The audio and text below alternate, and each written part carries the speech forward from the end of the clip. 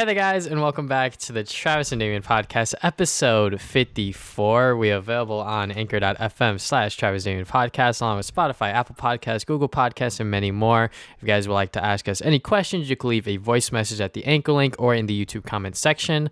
Today, we're going to be talking about general gaming news, including new games and the Xbox Live price increases. Then we're going to go into the Marvel Studios news, Marvel movie news. Next, we're going to discuss the GameXplain Drama that's been going on. Following that, we're going to talk about our recent activities, including the Scott Pilgrim game and anime. Lastly, our review of WandaVision episodes 1 to 3. So first up, Twitch removed PogChamp. This was something that we sort of talked about last week, or just briefly said it because I was like, wait, we forgot to put this on the show notes. But Twitch removed PogChamp after Gutek's tweets, and following that, they announced that there would be a new PogChamp emote every 24 hours. So let's talk about the whole Gutek situation. So if you guys don't know what's been going on in the US, there was a sort of thing that happened there at the Capitol Hill. And Gutek was he is the face of PogChamp, and that is sort of his legacy, unfortunately, whether he likes it or not. And he was sort of maybe inciting the violence, or sort of encouraging it, because I guess he's a Trump supporter or some shit. But pretty much Twitch took down the emote without really saying that. So at first, when I heard about them taking down PogChamp, I was like, what the fuck is this? But obviously it makes sense, because him making those statements and those tweets is obviously not a good look on Twitch. So yeah, I thought the same thing at first. I'm like, yeah, the Twitch's initial tweet was just like, "Oh, we took it out because people like pogging the Capitol riot or something." I'm like, oh, but I'm like, that's not really the emote's fault. So I'm like, that's kind of dumb. But then after people was like, "Oh no, here's the real reason," and it just started linking a bunch of Gutek's tweets, and how they were really really sus. That I can understand. I'm like, okay, that makes a lot more sense, because you probably don't want that guy's face all over your website, if he's inciting violence, or so that makes a lot more sense than their original reasoning. And I honestly think the 24-hour thing is pretty cool. Getting a new PogChamp every 24 hours seems like a lot of work on their end, but I'm like, all right, that's a pretty cool idea. People are being a little butthurt about it, like, oh, this give me the real PogChamp back. But I'm like, does it even matter? So many channels have their own version of PogChamp. BetTwitch.tv has Poggers and a bunch of other variants of it with other characters. So it really doesn't matter that much. So it's fine. But yeah, I've seen a lot of people be still butthurt about it. I'm like, just get over it. Yeah, it's like, guys, it's just an emote. It's a goddamn digital picture. You literally type it in, and then the picture pops up. Our friend group in particular, they use poggers more in Twitch chat, so really it doesn't really matter, like you said, just because. And I think the idea of a new PogChamp emote every 24 hours is very neat, because when I am using Twitch, when I do chat sometimes, which is normally in my friend streams or whatever, and I type in PogChamp, I'm like, oh, okay, this is a new emote. And I believe on Twitter, every single time they change it, they say who it is, or what channel it's from, because like you said, people have their own versions of the PogChamp emote, so they're sort of just using that and just going along with it, which is very cool. But yeah, I think that removing it entirely during that time on Twitch was very funny, because it was PogChamp's dead. The people would type in PogChamp and then nothing would pop up. I'm like, yeah, that is definitely a little strange. But once they did this whole 24-hour thing, it is very fun to see who is the new PogChamp sort of face. And obviously the better Twitch emotes obviously are still there, because that is a third-party extension. But Twitch doing this is very cool, but yeah, Twitch still has a lot to work on in terms of policies and a bunch of other shit that we won't get into right now. But yeah. yeah. Obviously, Twitch has a lot of issues, but that's a whole other topic. Or unless they mess up again, then we'll talk about it. So anyways, we got more news about Super Mario 3D World plus Bowser's Fury. Specifically, we got information about Bowser's Fury itself. Looking like a Odyssey map, basically. It's using the 3D World engine, but you could run around, and it's a whole open map, I guess. You collect these things called cat shrines, I think. No, cat shines. I'm sorry. Yeah, cat shines, right? And then you could go to a big bell in the middle of the map, and I guess that's sort of the objective, right? Get a bunch of these little cat shines by doing little objectives around the map.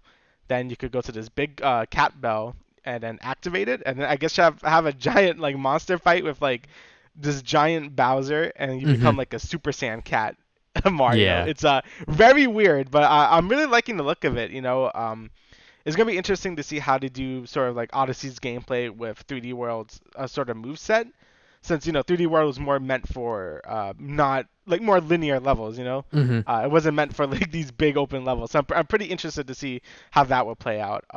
In terms of the map itself, it looks really pretty. I think 3D World actually it still looks really good. Like honestly, I think it looks a little better than Odyssey at some points, just because it's very colorful, like it's very vibrant, and I like that. And in terms of that, there's also some other cool stuff they're adding. There's going to be online multiplayer. Don't know how that's going to work. Obviously, when Nintendo is always I've been hearing rumors that only the host gets the progress if you play with three other people, which is really Oh my dumb. lord. I don't know if that's true, but that's what I've been hearing, which doesn't surprise me because Nintendo Online sucks.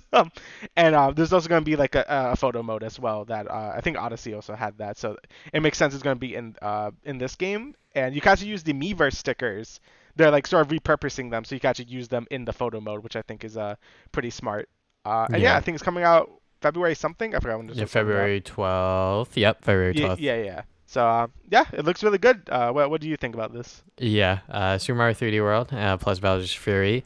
I was just excited just because I just want to play 3D World again, just so I could reestablish whether or not like this is like one of my favorite 3D Mario games still. That might be a controversial statement to some, but hey, I really did like 3D World when it came out on the Wii U, and I had a lot of fun playing it. And this Bowser's Fury sort of expansion, now that we finally see it, it does look interesting, the fact that they are taking this sort of Odyssey sort of like 0.5 approach to it with 3D World. And the whole Super Saiyan Cat Mario thing was definitely out of nowhere. But every single time something happens with Nintendo or gaming in general, like people just love making memes and drawings, and it's always fun to see that artistic side of people. Memes are art in some ways. But yeah, it is definitely very fun going on Twitter whenever something new pops up from Nintendo or whichever gaming thing that happens. So this one was definitely one of them, because Bowser's Fury, when he turns into that big giant, menacing looking Bowser, I was like, what the hell is going on here? Like it definitely looks something that Nintendo wouldn't have done like 5 years ago, let's say. But yeah, it definitely does look super cool. The online multiplayer stuff, that sort of rumor about what the player that is hosting it only gets the progress, I wouldn't be surprised. It's not a Nintendo issue entirely. When we play Naruto Shinobi Strikers with our other friends, whoever was hosting the mission only got that progress. So that's so dumb. I don't know why that's like that. It definitely sucks. There's definitely a way to do it, but it's probably more complicated than we think.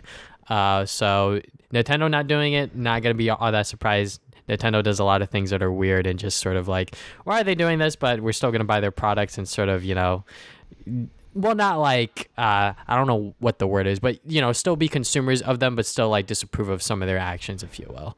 Yeah.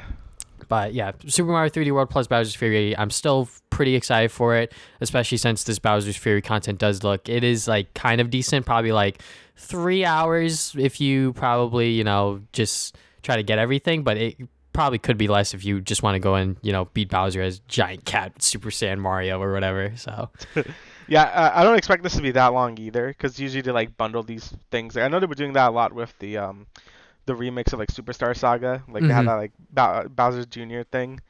Speaking of Bowser Jr., you could play player 2 could play as Bowser Jr. By the way, I forgot to mention that. He's in this too, which is cool. He has like paintbrush, so cool Easter egg to Sunshine.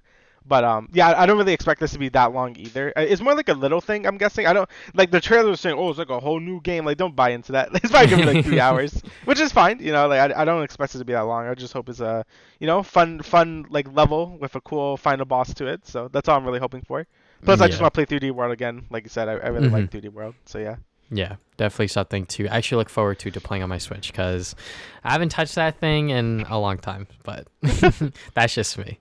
Next news we got here, Star Wars Jedi Fallen Order is getting next-gen upgrades. So the upgrades are pretty hefty on the Xbox consoles. So the Series X or the Series S, I should. God, fucking The damn names it. are so dumb. Yeah, I know. the Series S, which is the light version of the next gen Xbox, they increased the frame rate from 30 to 45 or to 60, so it's somewhere around there. And then the Series X, there is a performance mode with 60 FPS with dynamic resolution between 1080p or 1444p. And then normal mode is just 4K resolution with dynamic resolution between 1512p and 2160p. I don't know what the hell dynamic resolution is. I guess it's just like That's yeah, with PCs, at least I know because when my Mhm. PC was a little weaker, I used it a lot. It's just usually with the objects in front of you, like their resolution is way higher, but the things in the background look really blurry because they might drop it to like 720p. It's Mhm. actually really useful for like dynamic stuff like that. So Okay, yeah, call me a fake gamer. Anyways, PS5, they increased the frame rate from 45 to 60, and there is no normal / performance mode. It's just post processing at a set 1440 and locked rendering at locked render resolution of 1200p. So yeah, these weird resolutions I'm obviously not familiar with. But yeah, it is definitely nice to see, some actual like third-party support for the next-gen sort of like upgrades. Because I know that obviously PlayStation, they upgraded all of their games from the PS4 to the PS5. So if you were to play, for example, Ghost of Tsushima, Sucker Punch kind of went all out and like did a bunch of stuff for it, like 60 frames per second and all of that good stuff. But seeing a actual game that's not dedicated to one of those consoles sort of give us that sort of next gen upgrade when you put the game into the whichever console is obviously very nice. So yeah, I really hope more games like do this because God of War and Ghost of Tsushima really went all out for it. Like, okay, now like the 60 FPS and it just looks beautiful. Like, I love that when they like actually upgrade those PS4 games to like actual like PS5 games. So I'm happy to see third-party companies do the same, like you said. And I know these are really weird resolutions, but I guess that's the best way to get to have a nice 60 FPS. And actually, this kind of worries me. Like, are we actually gonna get 60 FPS constantly in this gen? Now it's kind of I'm like doubting it because like all these weird resolutions. I'm like, I don't know if we could do it still. I really hope so because I'm kind of over 30 FPS at this point. If you want to go higher than 60, whatever. Like obviously, I you could tell the difference, but 60 FPS should be like the bare minimum at this point. So hopefully we could stick to that this gen now. So and it's good to see all these old games that came out earlier are upgrading to the new gen. So yeah, really looking forward to the future of PS5 and Xbox Series X games, or if other games want to sort of move on to the next gen. So looking forward to that. Yeah, it's definitely whether or not the developer / studio wants to do it, because this is just sort of like work that doesn't have to be done, but it is nice for them to do it, sort of thing. So yeah, I think it just makes them look good too. So hopefully more people do it. Yep. Next we got some really weird news. So Indiana Jones an Indiana Jones game is being developed by Bethesda, or more specifically Machine Games, because Bethesda owns them. Well, I guess Microsoft owns them, but it's a whole thing now. So yeah, if you don't know who Machine Games are, they're the people that made the new Wolfenstein games. So like New Order and something Colossus. I forgot what the other one was called. So yeah, that's gonna be really interesting to see since they've only made FPSs. And when I think of Indiana Jones, I don't really think of a FPS. I more think of an adventure game. So like Uncharted, obviously. So it's gonna be interesting to see what they do there, since I don't think they ever made a game sort of like this before. And again, it's just interesting to see like an Indiana Jones game. Like, he really hasn't had a movie since like Crystal Skull, I think, and that was like 2008. Yeah. So it's been, and yeah, people didn't like that one so much either. So it's gonna be interesting to see what they do here. Like, I don't know if it's gonna be like a fake Harrison Ford being like Indiana Jones, or like what they're gonna do here. And it's just gonna be interesting to see what they do, because like we have like a Indiana Jones in the gaming world. We have Nathan Drake and Lara Croft. So yeah, it's gonna be a little weird. Definitely. And now that you say that, Machine Gun Games, they did Wolfenstein, FPS. So like, is this gonna be a FPS? Is it gonna be a third-person action-adventure game? I would imagine it's gonna be a third-person action-adventure game. But if it is a first-person Indiana Jones game, that'd be fucking badass. I'm gonna be honest. Like, that'd be cool. Yeah. Yeah. Like, that would be very funny and very cool at the same time. Because like, like he's gonna be whipping people from like the fucking first-person view. But anyways, the only like Indiana Jones sort of experience I have is playing the Lego games, or the one Lego game that I played before they made that sequel, and that was fun. I had a good time with it. I've never watched the Indiana Jones movies, despite there being a very notable Asian character named Short Round. Yeah. But I think that a Indiana Jones game in general is very interesting, especially in this year, this time frame, just because Indiana Jones is sort of not as relevant as he once was a couple years ago, if you will. So yeah, definitely going to be very interesting, like you said, to see what this game has in store and what it's going to offer. Yeah. All right, so now we got Pokemon Snap is going to arrive on November 30th. We got a brand new trailer for it, and it looks like just what I think a lot of people really wanted from a brand new HD Pokemon Snap game. It's just that. Literally, you are taking pictures of Pokemon, but within HD, new Pokemon, older Pokemon, and it's going to be $60, which is kind of blowing my mind, because I'm like, Yeah. $60? You have to have a shit ton of stuff in there. I hope. Unless it's just like $60 there's because it's Pokemon and Nintendo, which is obviously very plausible because they want to, sort of hold that standard for their, name and IP or whatever. So, people don't see it as like, oh, it's only $40. It must be like a cheaper sort of game, which like Pokemon Snap kind of is at the end of the day, So, but yeah, what are your thoughts on this? So first off, the game looks beautiful. Like I think I don't think it's using like the engine, whatever engine they use for Sword and Shield. It looks like they're using something different. Like I don't know if it's Unreal or what, but it looks super nice. Like I'm actually like pissed that this game looks better than Sword and Shield. I'm like, what the hell? Like obviously I know it's on rails and they don't have to like render as much. Like it's very a controlled environment since it's basically an on rail shooter. But still, I'm like, this looks amazing. Like I wish like all Pokemon games looked like this. And secondly, yeah, it being 60 is a bit much. But I didn't expect anything else since they basically remade a Game Boy game with Link's Awakening and made it 60 anyway. So they obviously don't really care.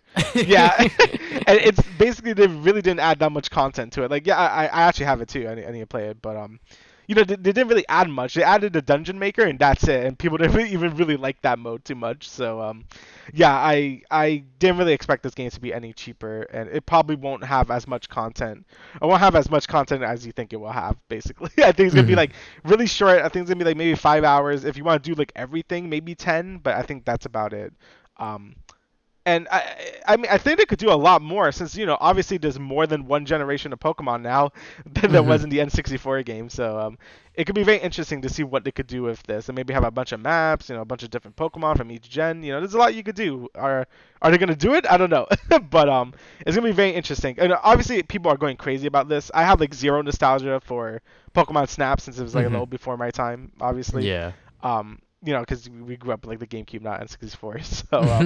So obviously I'm not that excited for it. I'll probably still get it if it's good, since I obviously I like Pokemon. But from what they've shown, it looks good. It looks like exactly what you would expect from a new Pokemon Snap game, and I'm glad people are very excited for it. Obviously I'm not that excited for it, but I'll give it a try when it comes out, maybe. Because $60 is a bit much for it, but we'll see. Yeah, the one thing that I'm like super excited for is when people actually do buy this game and then they take like really funny or like weird pictures of the Pokemon, and then that shit just goes viral on Twitter. I can't wait to see that on my timeline. Like that's gonna be fun and just like enjoyable to see. But yeah, the one thing that I want to see from this Pokemon Snap game is that like, there's going to be like a bunch of like hidden stuff, because the original Pokemon Snap, like obviously like there was like sort of like hidden things that you had to do to progress in the game. Yeah. I hope that there's like a lot of that stuff, but it doesn't like sort of lock you behind that same level if you don't find that hidden stuff, if you will, So Right. Yeah, I'm just... no, go on. I was just gonna say, yeah, there's room for a lot of secrets, since I'm pretty sure you have to do like a bunch of secrets in each of the maps to do the final mission from Mew. Like they probably have a lot of those because there's a bunch of different legendaries now, so you have like a bunch of cool like secrets in each level. Maybe like one route leads to like Mew, or another route leads to like Celebi or something. I don't know. You have like a lot of fun with this just because there's so many Pokemon now. But again, I don't know if they're gonna do that or not, since yeah. Now that I think about it, this is the Pokemon company we're talking about here. We're gonna do the bare minimum and then like I ship it out, boys. Yeah, that's why I'm not that hopeful, but hopefully it has a bunch of content in it. That'll be nice. All right, so we got some more Cyberpunk news here. So CD Projekt Red is facing a class action lawsuit over Cyberpunk from its investors, and obviously this is because the game has been just a dumpster fire in terms of like everyone refunding, and mostly with the miscommunication and just how the game basically just didn't like specify anything wrong with the console versions, but obviously as we know now, the console versions were a complete disaster. So a lot of people don't feel really happy with that, and that's leading to these class action lawsuits.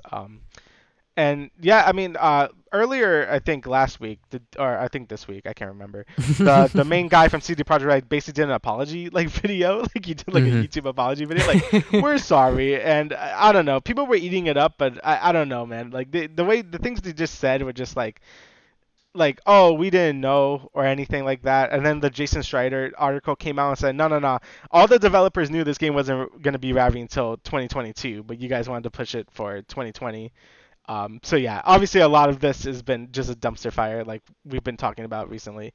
Um, and I really hope these class action lawsuits kind of like go through, since CD Projekt Red could really get their act together, and it could also show a lot of other AAA developers like, hey, this isn't okay to release this broken of a game. Obviously, we've seen examples over the past few years, you know, like Anthem and stuff, any Bethesda game, honestly. But yeah, like hopefully this is the last straw for a lot of people. Like, okay, it's not okay to release such a buggy game with like features missing, blatant lying, not giving review copies for console versions. So hopefully this really does send a message to everyone else. That's what I want these like lawsuits to really do for the gaming community as a whole. But is that gonna happen? Probably not. But we can only hope so. Because yeah, Cyberpunk has been a complete disaster. Yeah, let's hope CD Projekt Red got some good ass lawyers behind them. But yeah, them getting sued because they have been misleading the investors and sort of being like, yeah, you know, the game's ready. It's like, you know, all nice and polished. Them showing them obviously all of this like fake footage or whatever. And then the game launches and then they're like, wait, what the fuck happened to our money, bro? What'd you do?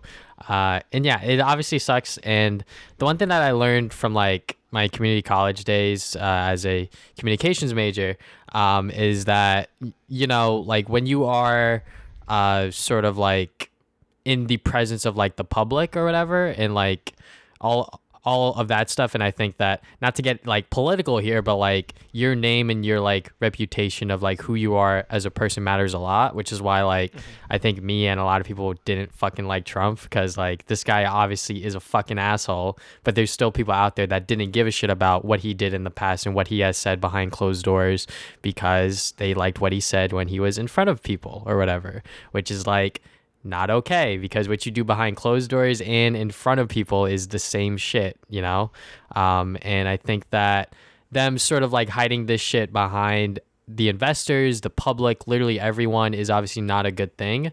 And I've never played a CD Projekt Red game. I've heard a lot of people really did like Witcher 3, which, like, you know, props to them. Maybe one day I'll give that game a shot. But when it comes to me and really, really long games, doesn't really work out all that well, just because I want to, you know, move on and do other things. But yeah, definitely something that should be taken into account to everyone that is within the gaming industry, that, yeah, you cannot rush out a product and then just be like, oh, you know, like, we'll just fix it later. Because like patches and updates can only do so much when you release a product like this, especially in a state where like there's more bugs than you can count on all 20 of your, you know, fingers, toes, whatever the fuck.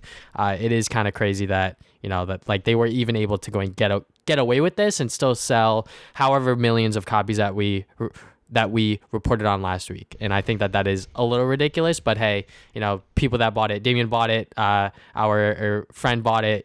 I'm not going to shame them for it, but I know that me, myself personally, I would never buy a product knowing that it was like that broken, but hey, they had fun with it. I'm not going to, you know, get into that sort of stuff, but Yeah, it was definitely something like I was probably going to wait for. But again, I was like, I probably just talk about it on the podcast. But I felt like I missed a lot when I didn't buy Last of Us 2 because I didn't play the first one. So I'm like, all right, let me buy this and get in the conversation for it at least. yeah. So yeah, and again, like I said before, it's a good game underneath a lot of the stuff. It just needs so many reworks. I say don't even buy this game until like 2022. Like it probably won't even be ready till then. So because obviously the story content is all really good. I really like the side quests, but every other gameplay system is just like a complete mess. So yeah, definitely a just an unfinished game at this point. Yeah. When there's like bugs and glitches where you literally have to like restart checkpoints and stuff, and that just takes you out of it, just like really, really does like turn me off. Because like that happened once in Miles Morales Spider-Man, but that only happened once, and I think it was because I like did a input during like a sort of like what's it called, like cutscene or whatever, or sort of scripted segment, and I sort of like web zipped when I shouldn't have. Anyways, that's probably like a bug that they didn't even know would happen or whatever, but it is what it is. I'm gonna stop, sort of get off my soapbox or whatever, and just be like, these lawsuits are well deserved, is what I'll say. Yeah. Yeah. All right, so last bit of gaming news is that this one actually just came out. Xbox has decided to increase the prices of Xbox Live Gold. So, this was the question I wanted to ask you that is actually relates to the podcast. So, what did you think, like, when, like, we were younger, right? Like, when you had a PS3 and then you bought the 360 and then you're like, fuck, I have to pay for online now. Like, what did you think about, like, that whole concept of paying for, like, online for console gaming?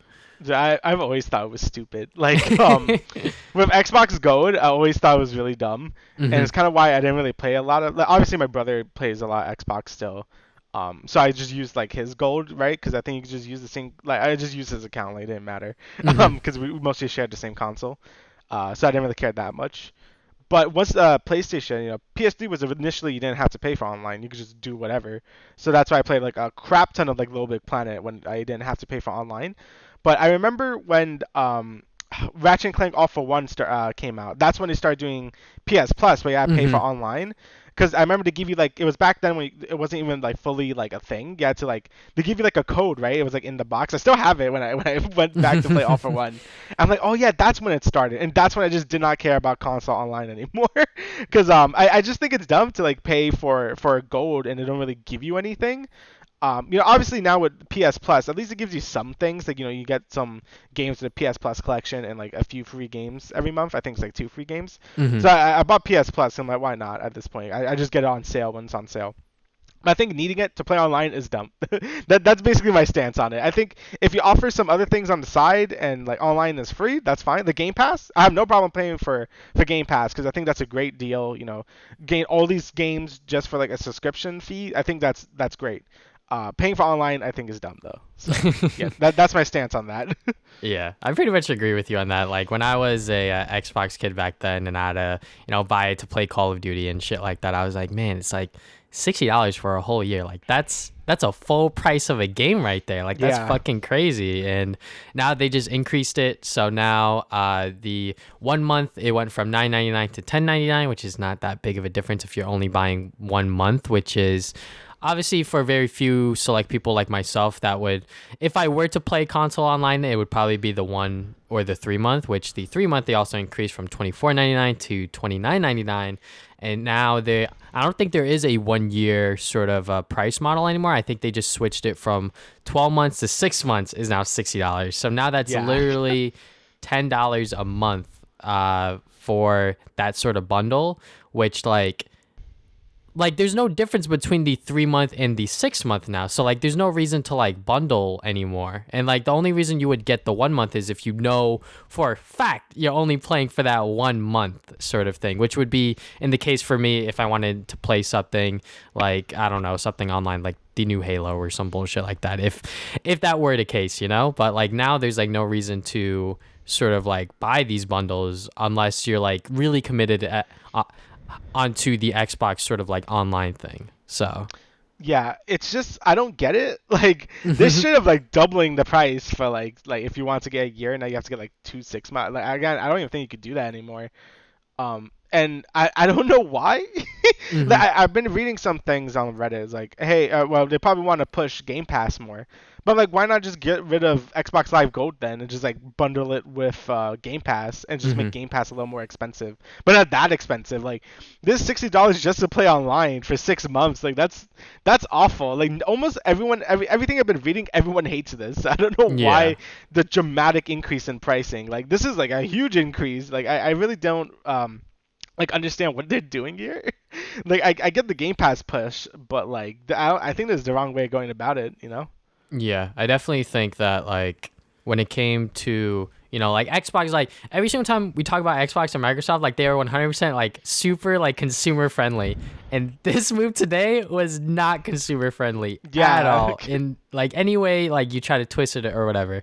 So like there's people on Twitter like threatening to like jump to PlayStation and shit. But I'm like, bro, if you copped the fucking Series S or the Series X, there's no way you're getting a fucking PS5 now. Like you have to like get lucky and then try to sort of figure out what you're gonna do with that Series S or Series X. And then even then, to those people that bought those consoles on like the monthly plan, bro, you're still gonna be paying for that shit monthly, which is like, yikes. So I just don't know why they did this. Like you said, if they wanted to push Game Pass, they should have just got rid of Xbox Live Gold and then just bundled it together with the Game Pass and just made it like much better than like PlayStation Plus, because like PlayStation Plus, like they offer like these games every month sort of thing, which is nice. Like there are a couple of games every month that I'm like, oh, like that would be cool if I had PlayStation Plus.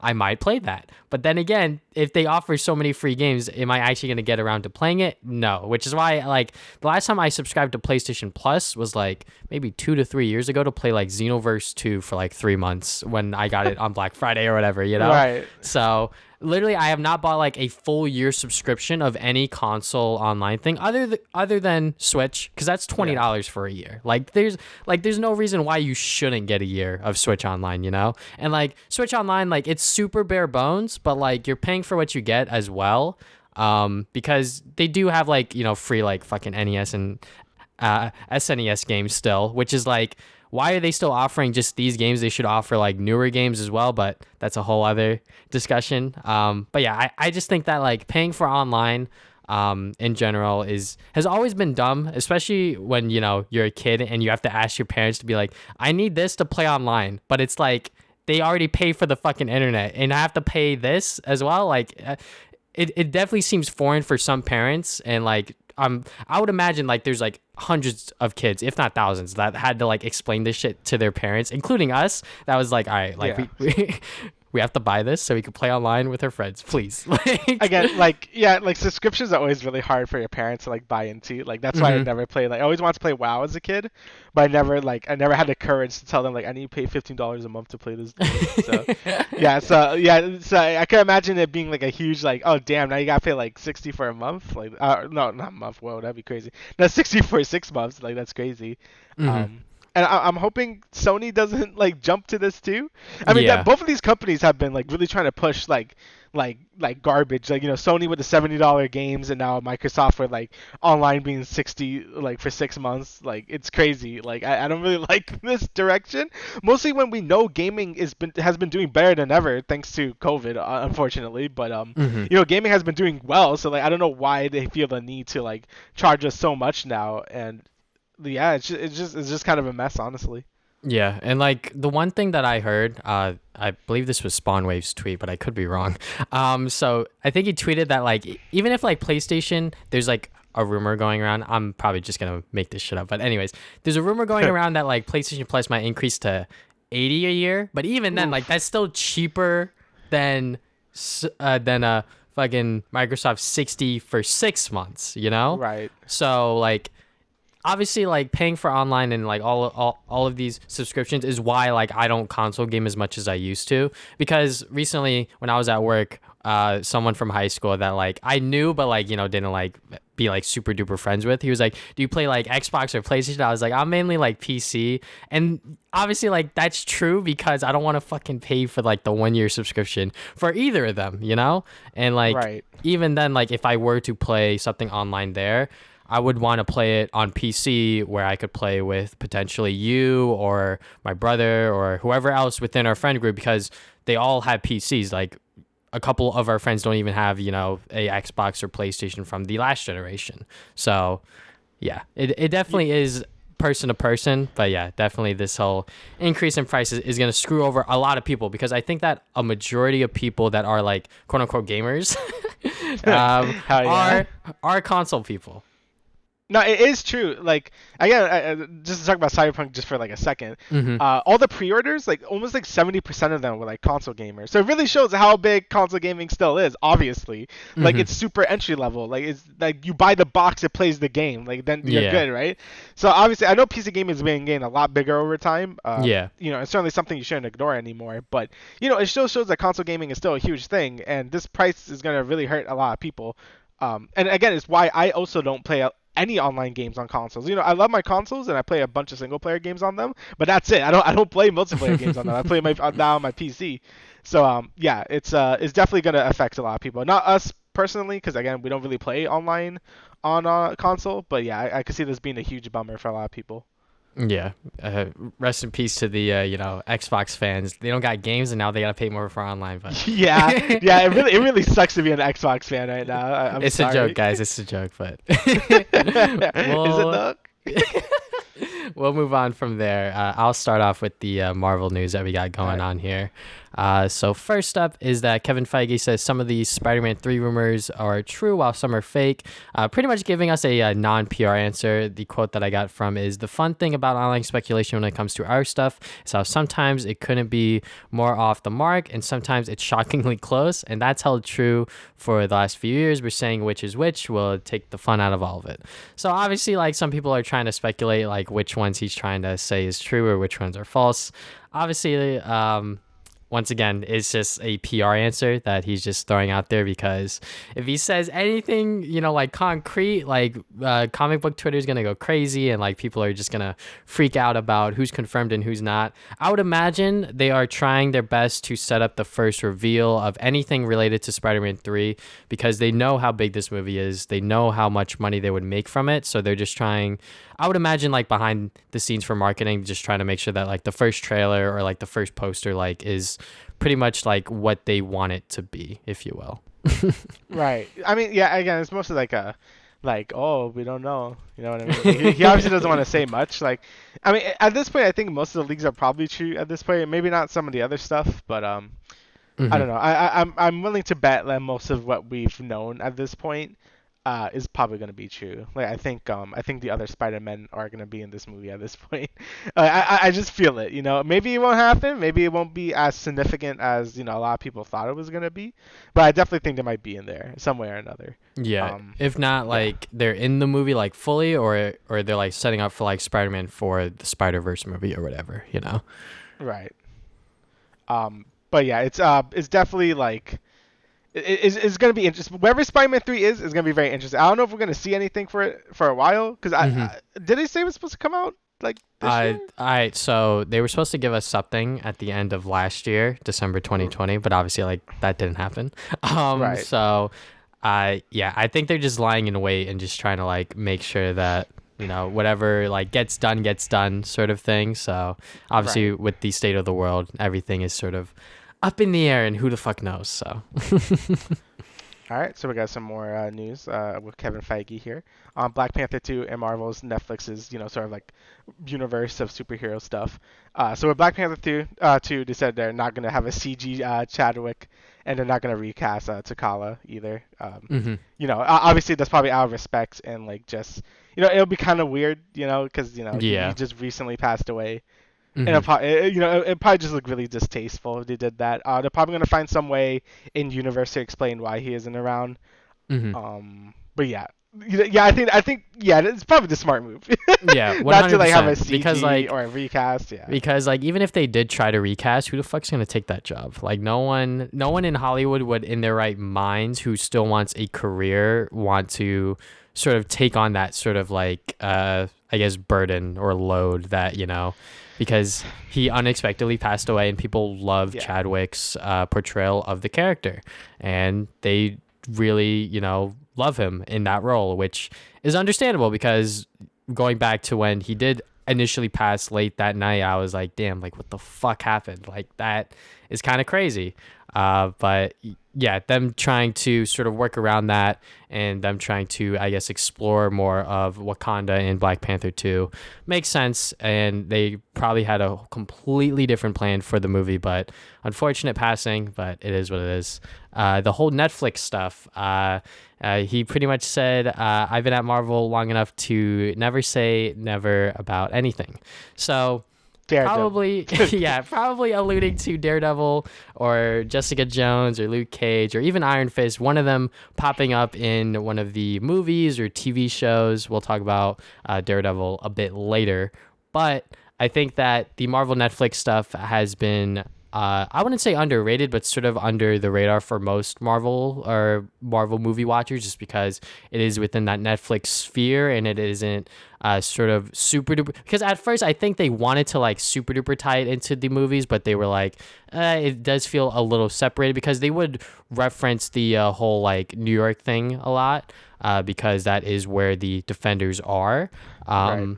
But they would never like sort of like crossover with one another, which is really unfortunate because I think that that is definitely the coolest part of the Marvel Cinematic Universe is when you see these characters in each other's movies or like when they all come together in the Avengers movies and all that stuff. So I'm sure Kevin Feige has a plan for the Marvel Netflix people because people know that they love these actors, they love these characters, and you know, recasting any of them would definitely be a bit weird and a bit jarring. So Yeah, I agree with that. Like, I know a lot of people, especially for Daredevil specifically, like people like that's Daredevil now. So I think out of anyone, we're probably gonna see him in the MCU first.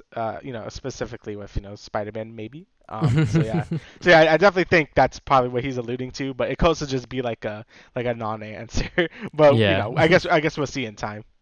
Yeah. So next thing is Kevin Feige confirms that Daredevil, Deadpool 3 will be a MCU movie and will be rated R. So I think that this was something that a lot of people were wondering and sort of curious about it, including us, because I think that when it came to Deadpool 1 and 2, I think the reason why those two movies worked so well is because they were rated R. And like I said, when I watched that sort of like Deadpool like Christmas special, where it was like PG-13 or whatever, it didn't work as well. It was pretty much a PG-13 version of Deadpool 2, with some like extra tidbits and scenes and like censoring and all of this other stuff, which like it was all right, but like it didn't come anywhere near close, those two movies in particular. So I'm glad that he is sort of like kind of confirming, kind of teasing that yes, it is going to be rated R, and yes, Ryan Reynolds is still going to be a part of it, etc. So yeah, definitely very exciting to see that sort of, I guess, confirmed, but you know, very nice. Yeah, I basically can't see this like franchise with Deadpool anymore without Ryan Reynolds or it being rated R, since that's sort of the point. Like, I really can't see these movies being PG-13. So I'm glad that also it's gonna be like an MCU movie as well. They could do a lot of fun things with that. So yeah, very much looking forward to that. And this is just more reassuring that the hopefully the movie's gonna be good, since I really like Deadpool 1 and 2. So Yeah. And of course, X-Men Revival is going on at Marvel Studios, which I think has been pretty obvious since they bought Fox, right? They got like the Fox Entertainment thing. So yeah, X-Men has always been sort of like a really big thing in the Marvel universe, except they couldn't do anything with it because they were with Fox. So now that they own it, we could get some really cool things. We got like some proper X-Men stuff, Magneto. You could do a lot of cool things. And there's not much to say about it yet, but hopefully it'll come like for, I don't know if this phase, obviously probably not this phase, but maybe next phase. We can start seeing some X-Men. I think that'd be pretty neat. Probably I think we're probably gonna see like something with Wolverine first, since he's Wolverine. But you never know. Maybe they could do like a whole X-Men thing. I don't know. It's gonna be interesting. So, yeah, because I know Kevin Feige really does like the X-Men characters, and that's sort of like, I guess, part of the Marvel world. So yeah. I'm sure that he has plans and he has expectations that he wants to set for this sort of new iteration of the X-Men. Obviously, who's going to play these new characters, if they're going to recast anyone, etc., etc. I know Hugh Jackman, he doesn't want to go back in there anymore as Wolverine, and I think that that is fine because Logan was a great send-off for him as that character, and I think that that movie is definitely one of the best superhero comic book movies ever. It's really good. Yeah. So whatever they're doing with the X-Men, I have full faith in Kevin Feige and the team at Marvel, just because I know that, this was something that they probably wanted to do for a long time, but obviously couldn't because of legal reasons and all of this other stuff. So it's definitely going to be very interesting, especially since, now we also have the Fantastic Four on their side as well. So probably the whole like mutants thing can actually, come into fruition, because I think that they couldn't even say the word mutants in the movies. So Yeah, it was really weird. yeah. Now we have a confirmation that Oscar Isaac will be Moon Knight, as the directors are announced for the series.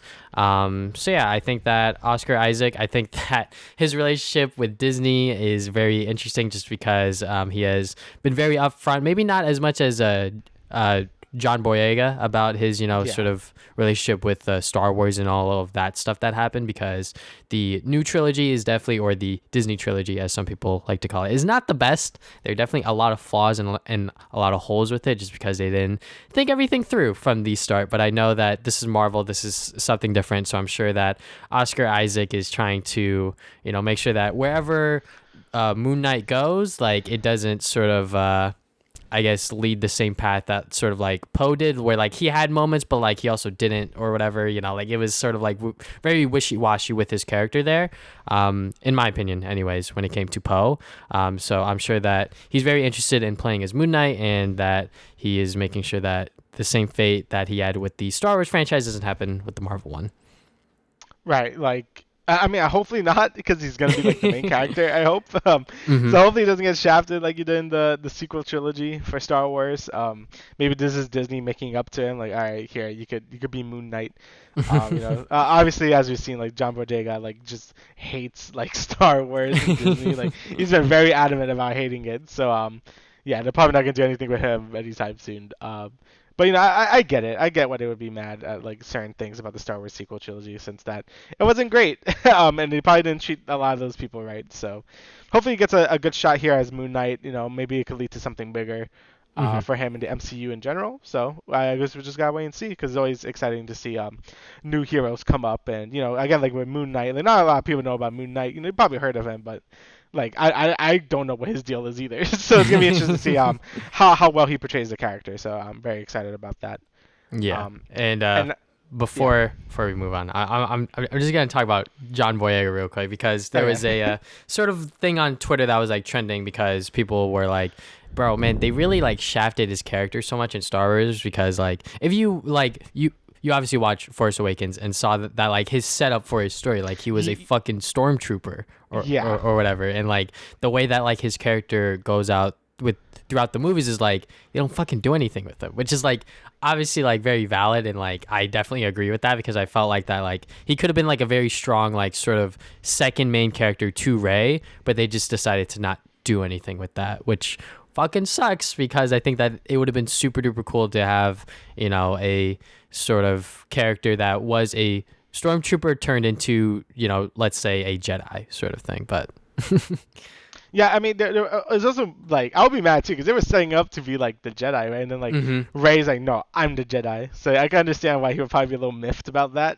I mean, they probably should have just been both Jedi at that point. It's just like, who cares? Like, yeah, like let them be a Jedi as well, because they were setting up the whole Force Awakens for that, but at the last second they didn't. I mean, spoilers to Force Awakens, but that was like, oh my whatever. god, that movie's so old. Whatever. So that game. That movie came out like 6 years ago. Like, it's fine. If you're gonna complain to us, just add me on Twitter so I could block you. Anyways. All right. So next piece of news: Kevin Feige discusses the length of all the Marvel Studios Disney Plus series. Yeah, here's a whole spiel here, but I'm gonna just read the TLDR right here. So WandaVision and Falcon and the Winter Soldier started as 30-minute episodes, as we've been seeing, at least with WandaVision, but they're eventually gonna develop into 40 to 50 minutes, because it's streaming, of course. She-Hulk will be 10 30-minute episodes. Loki, Falcon, and Moon Knight will be 6 40 to 50-minute episodes. So, as we're seeing with WandaVision, and we'll talk about that later. Right now they're kind of on the short side. They've all been 30 minutes, maybe a little shorter. But it looks like as the season sort of like progresses, it's going to be longer. She-Hulk looks like will always be 30 minutes, and Loki and Moon Knight and Falcon will also just like they'll be longer. So I mean, I usually prefer longer episodes when it comes to things like this, mostly because they don't have that many episodes. It looks like Moon Knight and Loki only gonna be 6 episodes, so having longer episodes make sense, but also it sort of balances out because they have less episodes, but Still the it's same like longer. runtime. Yeah, it looks like it's gonna be the same amount of time, except maybe you just have a better flow in those longer episodes, if that makes sense. So Mm-hmm. yeah, Yeah, definitely. yeah, yeah. Go Uh, on. yeah, definitely something that is interesting about this because, when it comes to normalizing sort of like TV shows these days, they're normally like an hour long, like 40 to 50 minutes long, which is fine. Especially since, I recently watched Euphoria, and when I was watching that show, I was like, wait, these episodes are like, 40 to 50 minutes long. I was like, I didn't even notice like the time went by because I was just like that engaged with the show and that engaged with, whichever episode I was on. So like with like WandaVision, for example, I think that if they made the episodes any longer, it probably would have dragged on just because of how that show's formatted, which we'll talk about later. But I think with the more, I guess, like action oriented shows, which would probably be Loki, Falcon, and Moon Knight, being 40 to 50-minute episodes probably makes sense to sort of spruce in that action along with, dialogue stuff or whatever they have to do in there. She-Hulk being 10, 30-minute episodes is definitely going to be very interesting because I think she's like a lawyer and whatnot. So I feel like that that would be more like of a sort of either like WandaVision or like a CW sort of show format where like, it's probably gonna be us trying to get to know her obviously like as a character. And I'm not sure what they're gonna do with the Miss Marvel TV show because I think that out of all of these, that's the one I'm like the most interested about, right behind the Falcon show. But yeah, definitely interesting to see that they are sort of like evaluating time slots and not just like sticking with like, all right, each episode has to be 30 minutes long or each episode has to be 40 minutes long or whatever. Right. I mean, I also prefer because I think Mando did this too, where it was like it didn't really have like maybe it was like a baseline like it has to be like 30 minutes at least, Mm-hmm. but a lot of episodes are like really flexible, and I think that's fine. Like since it's a streaming platform, you don't have to worry about ads or anything, so you could just have like a more flexible like runtime since it could Mm-hmm. fit like whatever you want to do. Obviously having like a structure could also be fine. Like if like for anime, right? It's always gonna be like 20-something minutes, and they can make that work. So Mm-hmm. it really just depends on like what they want to go for.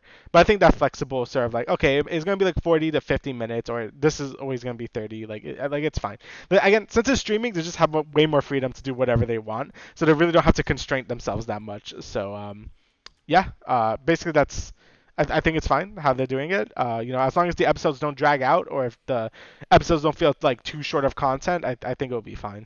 Basically, Yeah, as long as each episode, whatever, feels like, meaningful, right? yeah, feels meaningful and like they don't sort of leave things out for like next. I mean, like, leaving cliffhangers is fine, but like leaving like things like super duper open is like not good too. So I'm Right. sure that like they know what they're doing with that sort of aspect, sort of like laying everything out, making sure that like, all right, we're going to end this episode here, then we're going to pick up from here, etc., etc. So, but yeah, next thing is Jared Leto's Morbius has been delayed to October 21st, 2021. It was really supposed to come out this March, which is kind of crazy. So yeah, I mean, like, this movie is crazy in it of itself because the first trailer we got for it, it showed the Sam Raimi suit, and then it also had Michael Keaton's Vulture. So, like, I'm not sure if these were pieces of, like, Spider-Man 3 or, like, the Spider-Verse live-action thing already being placed however many months that first trailer dropped, but that would be kind of crazy if they've been planning this all out since then. Yeah, they've really been like doing some weird stuff with like the whole Spider-Man like Sam Raimi stuff. Like it looks like it's been in the works for a bit. Like they've been talking about this for a while. So Mm-hmm. it's gonna be interesting to see when this actually happens. Like I just want it to come out so we know already. Like this Spider-Man 3 has been like a complete like rumor fest. Like it's just been like, oh, this is gonna happen. This is gonna happen. Like it's crazy. Hopefully it doesn't underdeliver because that's what happened with the last Spider-Man 3. So and I guess speaking of Spider-Man 3, we got some set photos. Unless you have more to say about Morbius there. I don't Yeah. have much to say, but Yeah, no, it's just that that trailer came out a year ago, which is kind of crazy, but that's crazy. It really shows that like 2020 sucked and it went by really well. It went by really slow, honestly, but and yeah. fast. I don't know. 2020 was a year. Mhm. Yeah, um, definitely. but yeah, Uh again, speaking from Spider-Man 3, mhm. yeah. Yeah, set photos. Yeah, got set photos, which is everyone's favorite thing. So he's using the same suit from Far From Home. I don't know if that's gonna be like true for the whole movie. Maybe it might switch to a different suit. Yeah. I don't know. And so it's gonna be taking place in Christmas. You know, that they seem to be like doing that now with Yeah. Miles and now it is. So that's cool. But yeah. Some people were joking around that like they were just like, "All right, what the fuck did Into the Spider-Verse do? All right, so just do that. All right, Christmas, we got that, okay." So yeah, it definitely seems interesting that it is gonna take place during Christmas. I believe this movie is supposed to come out during December of this year, so I don't know if that's still gonna hold true. Obviously, like they could get delayed or whatever, but it is supposed to come out sometime in December of this year. So them. Having it take place during Christmas kind of makes sense. But yeah, it is definitely very cool to see, that, the suit itself, it still looks great. Some people might be sort of, I guess, like pet peeve or whatever. Like they don't like the black on red or whatever, but I think that it looks very clean in my opinion. But I think it looks good, yeah. Yeah. I mean, these set photos don't really mean much until we see like Tobey Maguire or some other like big actor like on set. That's when I'm gonna start freaking out because I'm like, all right, like this motherfucker is right on screen with Tom Holland. Some shit's going on. So yeah. But yeah, these are just, sort of like standard, I guess. And, Tom Holland's brother was there, but I don't know what the fuck he's doing. He's just chilling. He wants to look at Spider-Man. Speaking of Spider-Man 3, there was a rumor that Charlie Cox, who is the Daredevil actor, has already wrapped up filming for Spider-Man 3. Jesus Christ, the fucking comic book website blew out my ears for a second. But yeah, I mean, the fact that he's already wrapped up his stuff, I would imagine that he's just like the lawyer for Peter Parker or whatever, just because of what happened at the end of Far From Home. Not going to spoil it, but whatever happened there, he's going to come in to be the lawyer and sort of help out there if he is already finished sort of filming. He would probably just be Matt Murdock and not Daredevil, but they would be planting that seed into the Marvel cinematic universe, if you will, if they were to start introducing Matt Murdock into the MCU officially, sort of here. Right. I mean, that would make the most sense. Like, I'm probably not gonna like that. This movie looks like it's already gonna be packed if all the rumors are true. So having like just Daredevil there, like being Daredevil, might be a little too much. So yeah, they might just plant the seed, like you say, and just like, oh look, he's here. They might do something. So yeah, I think that would be a neat way to sort of tie him into the MCU really subtly, Yeah, my bad. I was just drinking water. Oh, okay. I didn't cut out or anything, but yeah, definitely excited to see if this is true or not. But yeah, do you want to handle the next rumor? Yeah. So Chris Evans is going to be returning as Captain America for one Marvel film. So I'm guessing this is probably going to be like a flashback movie since he's kind of an old man now. So he's Joe Biden. So like, that won't really work. So yeah, it's pretty interesting to see him come back. I thought he was pretty much done after Endgame. So it's gonna be interesting to see what he's doing as Captain America. I'm guessing a flashback. I don't know if he's gonna be like a focus. Is he gonna be a focus for this movie, or is he gonna be like? It could be like a like Iron Man and Spider-Man Homecoming sort of cameo or whatever. But yeah, I mean, it could be some weird multi-dimensional stuff because it seems to be like a thing that they're doing. So I don't know. I don't know what like Chris Evans is actually gonna do, but he's gonna come back for like one movie. I hope it's not too many, since I think he had a pretty good ending in Endgame. Same with freaking Iron Man, like Tony Stark. Like, I don't really want them to come back since I already felt like they already had their time, and it's time for like other heroes to sort of take that mantle as like more of the leadership role, I guess, for like all the other heroes. So yeah, hopefully it's more of just like a flashback thing. I love Chris Evans as Captain America, but he had a lot of importance and he kind of like ended his whole arc there. So yeah, that's how I feel about that. Definitely. I think after Endgame, especially that one scene. Yeah, spoilers for Endgame, by the way. I mean, after that one scene, if you watched it, after that one scene, pretty much everyone loved Chris Evans as Captain America because it pretty much just like completed his arc, and that was probably like the most memorable moment. Anyone who watched Endgame in theaters or watched it in general would come out of that theater and be like, that was that was a really cool moment. It's the same thing with Infinity War when Thor came in or whatever. Like that was Yeah. like a very cool moment. But Chris Evans' moment as Captain America in Endgame, like that, like by far, every single time I watched it in theaters, all like 5 or 6 times. I don't even know how many times I watched that movie in theaters, all 3 hours. Just seeing that one Crazy. moment was like all worth it because I was just like, the first time I saw it, I was just like so enthralled and just like fucking loved it. So, Yeah, same. but yeah, whatever he's doing, whether it's going to be a sort of lead role or a sort of like Iron Man and Spider-Man Homecoming role, it is definitely going to be exciting to see him again as Captain America, whether he is, in uniform or not, because I think people just love Chris Evans now because he's Chris Evans. And he did go on Twitter to say, that's news to me sort of thing, Yeah. sort of trying to keep hush hush about it. But it's like, if it comes out, it comes out. So, he's obviously not going to sort of outright say, yeah, I'm back or some bullshit. But it is what it is. Last piece of news is not Marvel related, but Totally unrelated.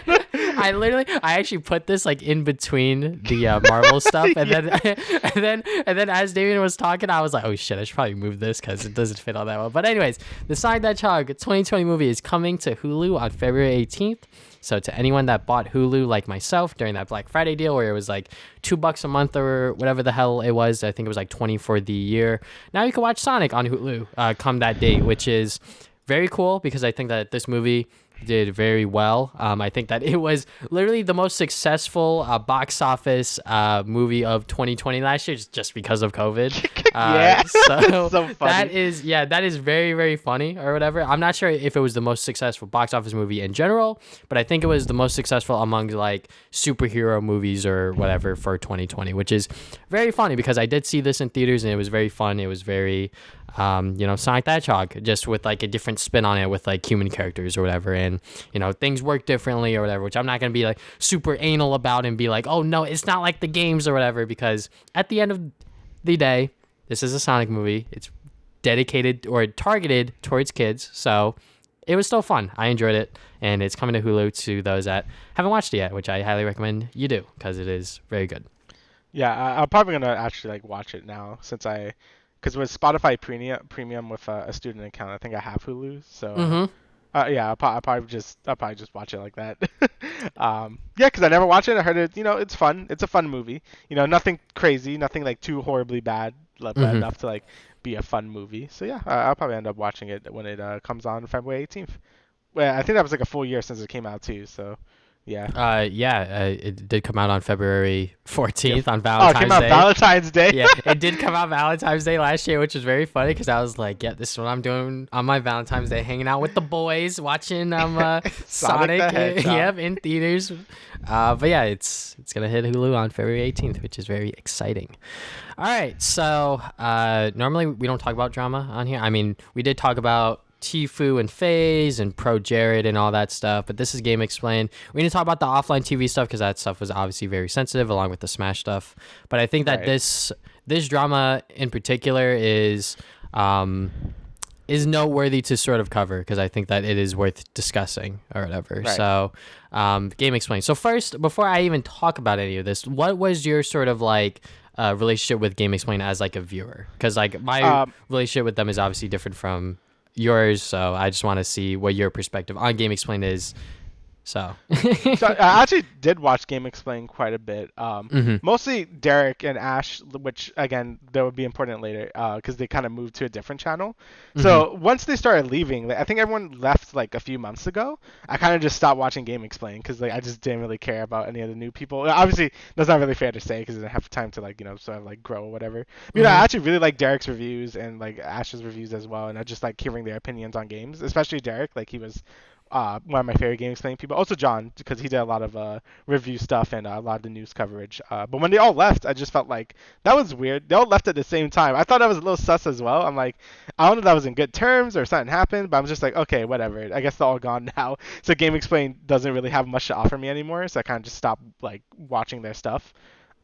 And then when everyone, they all made their own new channel, like Good Vibe Gaming, which is their new channel with Derek, Ash, and everyone else.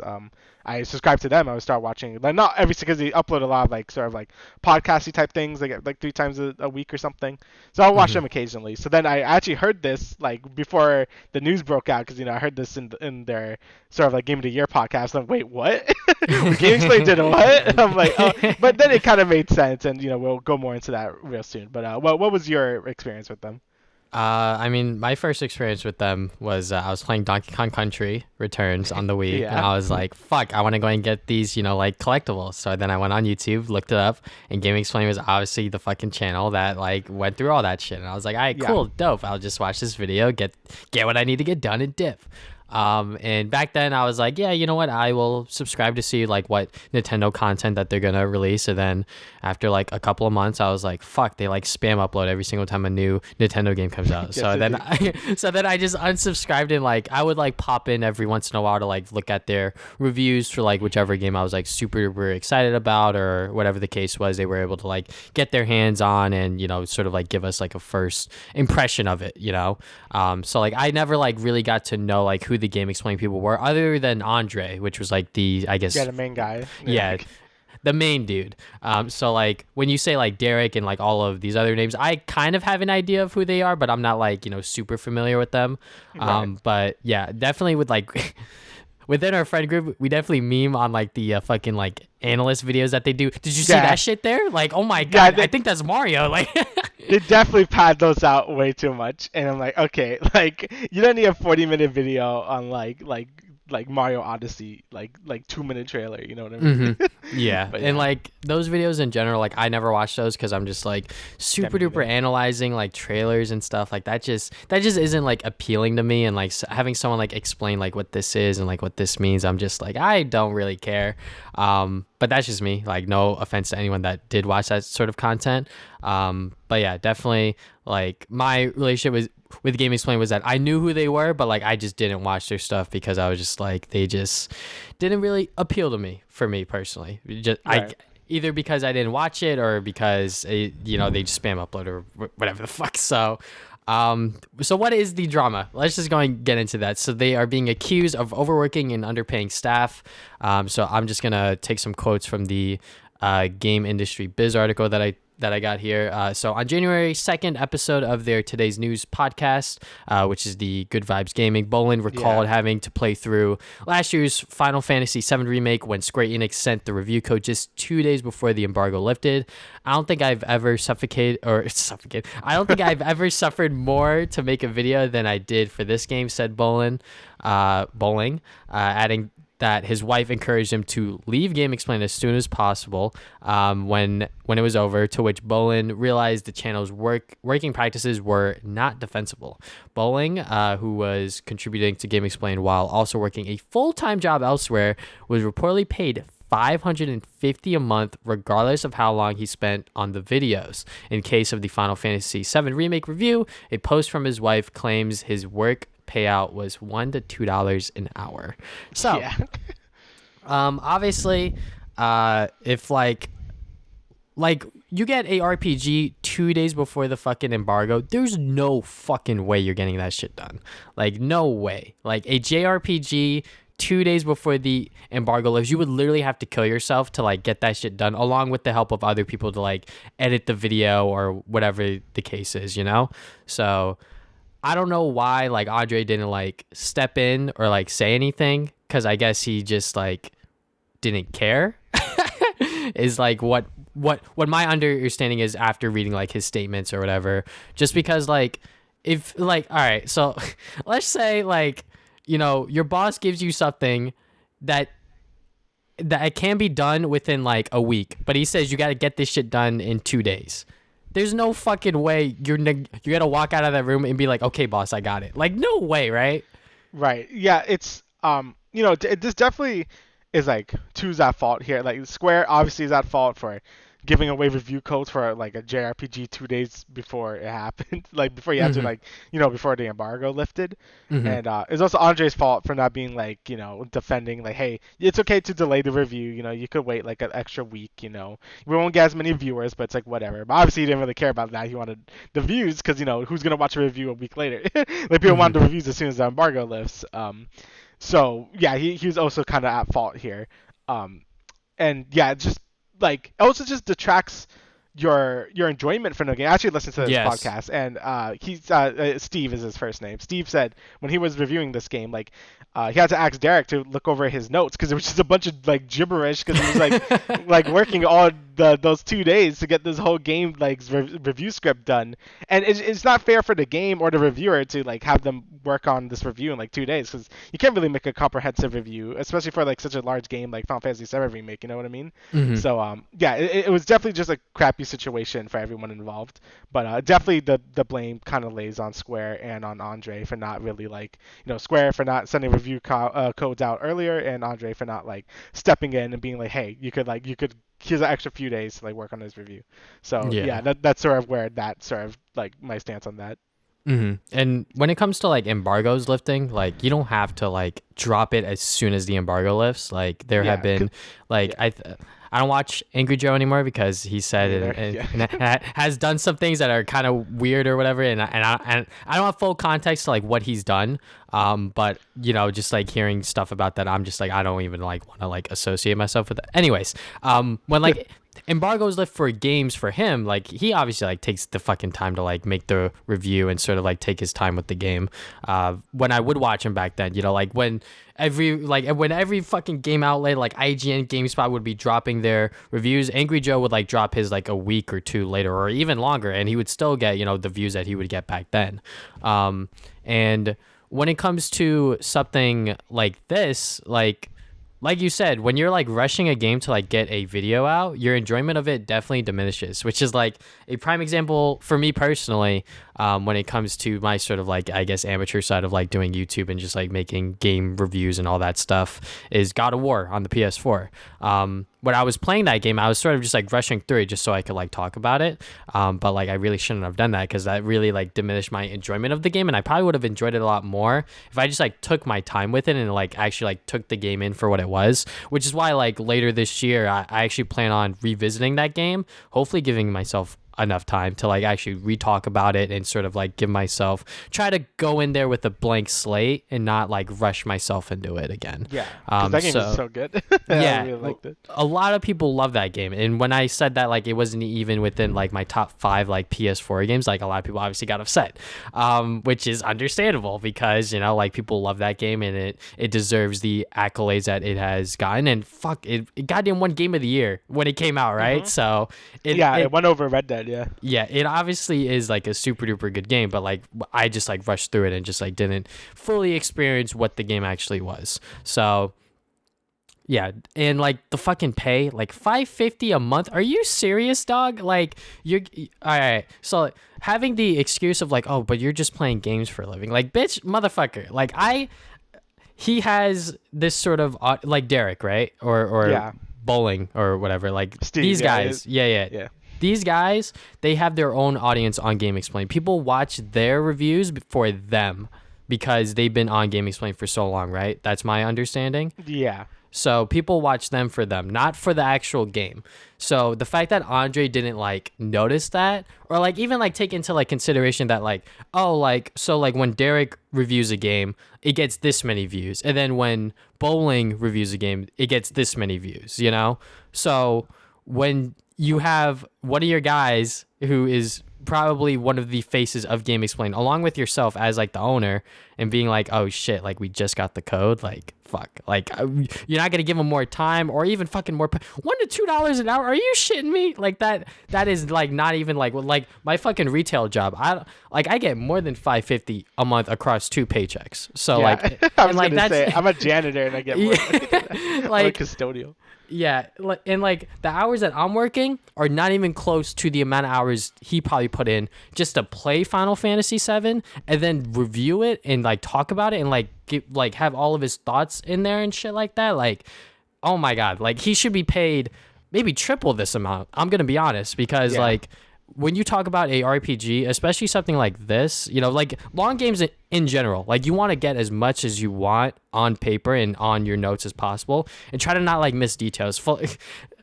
Once again, for example, when I was talking about Spider-Man Miles Morales in my video, I think I missed out on like talking about like the upgrade system or whatever, which like isn't a big deal because like it was more of the same from like the 2018 game or whatever. Right. But even then, like you want to like talk about that in your video. So I would imagine, like I don't even know how long like this like Final Fantasy video was, or like how many views it got, and like how well it did for the GameXplain channel. But for how big GameXplain is, like as a brand and like as a name, like he should be getting paid fucking triple, quadruple this amount every month. Like without a doubt. And like I guess Andre just didn't think about that, or like he's just fucking greedy. I don't know what it is, but it just seems ridiculous to me personally that like when you have someone tasked with playing a super duper long game and you want him to, do a review on it and all of this other sort of like content stuff, and only give them less than 1,000 a month, that's fucking ridiculous. Yeah. The pay should have definitely been way more than what it was, because 550 a month, that's like literally like nothing. Again, we make more off our like just entry level jobs than he was making. So Yeah. yeah.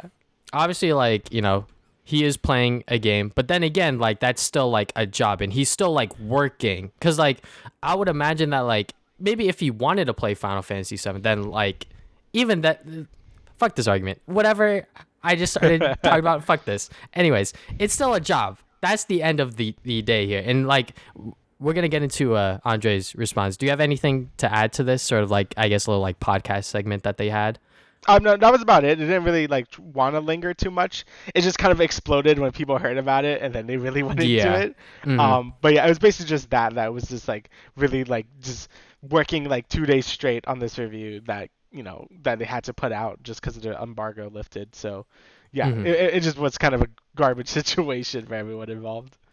All right, so Andre's first response. I'm gonna read this one fully. I'm not gonna read the second one because that's a twit longer, and it's actually it's a lot longer. Yeah. Decently long. So the first one, statement by Andre S. of GameXplain. For many years, I worked with a group of talented and driven independent contractors on our videos. We shared a deep love of gaming, and I'm forever grateful for their contributions as our channel grew from an idea to an incredible online community full of amazing fans. When these contractors chose to branch off to launch their own YouTube channel, I gave them my full support, and to this day, wish them every success. I was quite upset to hear their experiences because I consider them true friends, and I hate that they felt subjected in any way to unfair compensation or unrealistic deadlines, often a result of adhering to tight embargo deadlines beyond our control. It was never my intention, as I respect these former colleagues immensely, professionally and personally. I'm not a perfect person, and there are enormous challenges in managing a channel, but I promise that I absolutely committed to ensuring open communications, a positive work/life balance, and fair, timely compensation for my team as we move forward and navigate the pressures of the gaming industry. So fucking YouTubers suck at apologies, and this one obviously blows too, because this motherfucker used independent contractors twice before saying true friends. That's one. Two, he obviously said amazing fans to sort of pull you in. If you are a GameXplain, watcher, to be like, oh, he called me amazing. Like, no, bro. no. And then I think he straight up lied at the end when he said timely compensation, because in his next statement, he straight up admits that, like, yeah, I suck at, like, paying on time and shit like that. Yeah, he did, yeah. So it's like, bro, like, it's like, just fucking admit you're wrong. Especially in a situation like this where like everyone is like already against you, and like he fucking turned off replies for this thing, but like even then, like you can still like quote retweet it, which is like what a lot of people did. People just quote retweeted this shit, and like some comment Johnny's thing is he's the one that fucking pointed out. He said independent contractors before true friends. This shit done, and I was like, that is true, bro. What the fuck?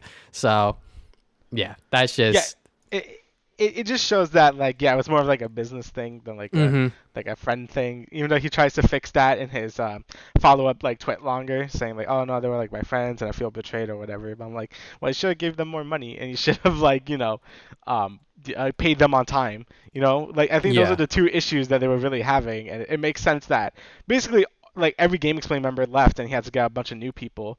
And I'm really hoping he's treating these newer people right and not like sort of subjecting them to the same low pay, insane hours. And because every time you get flooded with those videos of GameXplain, like that's someone making them, and that like they probably put like a bunch of hours to make every single one of those like news videos. So yeah, I'm hoping to get paying a lot more. He said he was gonna address that, and I'm hoping those newer GameXplain members get decent compensation than the previous ones, because yeah, that's not acceptable. And just with the gaming industry as a whole, with crunch as we've been hearing about throughout the last year, it really shows that it's an issue with every part of the gaming community, not just developers, but also like reviewers and like just even YouTube channels like this. Like it's always crunch everywhere, and hopefully this will be a problem that's like fixed now, because yeah, again, it's not fair to subject these people to like such low pay and like long hours. So yeah. Definitely. When he said talking about the Final Fantasy thing, I don't know why he just said the reviewer seemed eager to dive in. Like, just fucking say his name, bro. We all know who you're talking about. Yeah. The reviewer seemed eager to dive in, and I got caught up in their excitement. So he's trying to shift the blame to them. But I know only too well how draining rushing to meet an embargo can be, as I've subjected myself to those same conditions. So if you fucking subjective yourself to these same conditions, why don't you just tell him like, hey, bro, like if this is like genuinely like your friend, right, and you're like doing a business with this person, like, hey, bro, like just like take your time. If anything, like just get it by set a fucking date. Like next week, the week after, whatever the fuck. Not fucking 2 days, bro, to finish a Final Fantasy 7. Damian, how long did that, like, just like the main stuff, how long do you think that is? Main story was like at least 45 hours. So okay, imagine doing 45 40 hours. hours in like 2 days. Yeah. Yeah, like there's no fucking way. Like that's actually just the full 48 hours, bro. That's you playing the game while writing notes, and then 3 hours to like fucking write the script and then do all of the other bullshit that you have to get done. Like that is unrealistic, fucking insane. Like if you know this so well, like you should have said something. You can't get caught up in someone else's excitement, especially since like this is something that like let me try to gather my thoughts here, because I'm kind of like fucking mad. Because all right, if you're really like this like familiar with this, right, like if you're familiar with like crunch and all of this other bullshit that you've subjected yourself to in GameXplain, and then someone is like, oh, like I can't wait to play Final Fantasy 7, we got to get this out in fucking 2 days, you tell them that without like realizing like how unrealistic that is, then that's fucking on you. He was probably just thinking about like I think the meme and like the sort of like, I guess the way people view Andre now is that like he's just fucking Mr. Krabs and just like greedy for money. Yeah, I saw that. Yeah. And like he just saw like, oh bro, fucking Final Fantasy 7 review, bro, the numbers on that are gonna be insane. So he probably was just thinking about that or whatever. Obviously, we don't know what the fuck he's thinking, because now the entire internet hates him, which is understandable, but obviously not sort of like fully warranted, because he is a human being at the end of the day, but he did really fuck up here. But yeah, I just think that when people mess up, I think when people are willing to say, yeah, I fucked up here, it really does say a lot about their character, instead of like trying to shift the blame to someone else or try to make an excuse for it. Because 100%, like, just to go on like a small tangent here, is like when I play League, like whenever I fuck up, I'm like, oh my bad, like fucking my fault, whatever. When other people play League, I'm sure that this is like a majority of the fucking bro, my fucking jungler, bro, my fucking oh my god, like some like bullshit that they just like come up with. It's so hard for people to just say like, oh, whoops, my bad. Like it's not even like that hard. It's just them trying to like, I guess like not sort of take fault or take blame, which is weird in my opinion, because it's like no one's fucking perfect. Like just fucking admit you're wrong, admit you did something, not good, and then just move on. Yeah, like definitely admitting to your mistake just kind of makes you look like a better person. Like, we all make mistakes, and I'm sure he did too. Like, was this all intentional? Like, I don't know, maybe, but it seems like he's not entirely a bad guy. Maybe he was just kind of dumb and like just didn't read the situation as well. I don't know. I don't think anyone can really say. Yeah. But yeah, he definitely should have just admitted like, hey, this was kind of my fault. I'll make sure to, and he kind of did do that in his from the heart tweet longer, but he still got to again shifted the blame towards Steve and stuff. So I'm like, yeah, you could have done without that line. Hmm. So yeah, I don't know. Just admit that you're wrong. Just admit that like, hey, this was a mistake. I'll make sure that I treat my employees better. I didn't know it was as bad as it is, even though he probably should know, since he's a goddamn business owner. But Yeah. yeah, yeah, it's definitely just admit that you're wrong. And a lot of people just don't do that on the internet. A lot of people will always shift the blame towards someone else. That's just unfortunately that's just how it is, with Hmm. like everything. Yeah. And like even like there's this thing about like mixing like circles of people. So like, your coworkers, your friends, and then like your like personal relationships. Yeah. And then when you start like mixing that stuff up together, it can get a little wishy-washy. So like for example, like me and my brother are starting like our own like anime streetwear brand. And like we're brothers, so like it is a little different, but like, now money's involved. So like we have to like, make sure that like I'm paying half for everything and like he's paying half for everything as well. And like we're making sure that like costs are this, costs are that. So like, and we're also making sure that we're both putting in like our own like sort of like work, like what can he do, what can I do that like he can't do, and like vice versa, etc. So like, like with this podcast, like we don't make money like at all. Like we don't make Right. that much, but like when I do, like I try to offer it to Damien and Damien's like, nah, it's okay. So instead I just give him a bunch of gifts. Like that's what I do. Yeah. So Thank you for that. yeah, no problem. But yeah, I just like to, make sure that like because we are such close friends and because, I don't want to like taint any sort of like relationship because now money's involved or whatever the case is, like with Andre, if these are your friends, bro, like you have to like treat them as such. But Yeah. It's just hard to work that balance, I guess, between like mhm. friends and like a professional working relationship because Especially, yeah, yeah. yeah. Oh, I was gonna say. Especially, Oh yeah, go on. Yeah, go on. especially when they start off as coworkers first or like Right. boss Yeah. to sort of employee or Yeah, whatever. that's what I was gonna say. Yeah. Yeah. Because like when it starts off like that and then you guys start to get close, it's like, like how does this work now? So yeah, that's just how I view it. I feel like that if I like, it's obviously easier to say like if I was in Andre's shoes, I would have done this, this, and this. But like if these are people that you truly do care about and that you really do want to put like your best foot forward, you probably would have done it then. So Yeah, yeah. If he actually did, like, he probably just would sat down, talk to all of them, and be like, hey, like, like I'm sorry that the pay is low. I'll pay you more. hmm Just talk about things. Have some good. Yeah. If you're gonna, communication. yeah, communication. It's all about communication, about like every relationship. So hmm yeah, that's just how it is. Is there Um, anything else you want to add to this or? no, I think I said my piece on it. All right, cool. So let's move on to our recent activities. So I will let you go first. Yeah. So we Okay. could talk about Rent a Girlfriend spoilers at Yeah. the end of your thing. So Final Fantasy VIII, I haven't been in it because I've been really busy with school because it just started. So that's why I've been watching more anime. But I'm almost done with it, and at this point I could basically give my full thoughts on it. I definitely think the game is a lot weaker than Final Fantasy VII. And I could see why people don't like it as much as some of the other ones. Some people hate this game. I wouldn't go so far as that, but yeah, I think the biggest negative for me is definitely the battle system. I just think it just doesn't work. The scaling leveling system is cool if you don't want to grind, but also just punishes you for leveling up, and also just makes battles pointless. Like I feel no reason to like battle anything because like it just hurts me like if I level up because things get harder. So I'm like, why would I level up? It's like the whole hmm opposite reason why you level up is to get stronger. In this game, it hurts you. Same thing with the junctioning system that I've explained in other podcasts, where the way it works is like you put magic into like your stats and you get better stats and whatnot. But it just makes using magic useless because it just hurts your stats. So like, what's the point of using all these cool spells if they do less damage and they just take away from your stats? So that's also out. Like the only command you really want to use is attack, and that's boring. So you gotta just press attack all the time because that's usually going to be your best option. And you could cast support magic, but it was like whatever. So yeah, the combat is definitely like super weak in this game. They had some really good ideas and some really like revolutionary, like that scaling leveling is like a pretty interesting concept in a JRPG since a lot of people don't like grinding, which is fine. I think a lot of JRPGs did sort of figure that out by just like adjusting like levels and stuff in later entries in like Final Fantasy or whatever other JRPGs that are out now. But yeah, I think it was just too early and just did not work well, like at all. Story wise, I think it's okay. I don't think they go into any of the side characters too in depth besides Squall, and well, Squall's the main character, so he doesn't really count.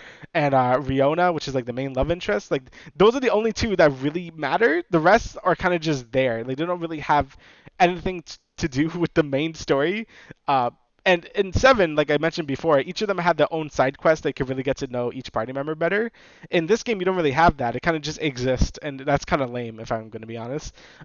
Same thing with the main villain. I thought it would do some really cool things with the main villain. I'm like, oh, that's pretty sick. But then did like a switcheroo, and I'm like, oh, never mind. That's kind of lame. So yeah, definitely the game feels very squandered by a lot of decisions that just end up hurting it in the end. And I could definitely see why people think this is one of the weaker Final Fantasy games, or the worst one if you really want to go that far. But I wouldn't say that. There's still points about it I enjoy. Specifically, there was a really good story beat that I really liked, and I thought it was good. The music again is still really good. The game looks fantastic for a PS1 game as well. Big improvement from Final Fantasy 7. But yeah, overall, definitely a lot weaker. I'm glad I'm playing it. I'm almost done with it. I just need to do the final dungeon.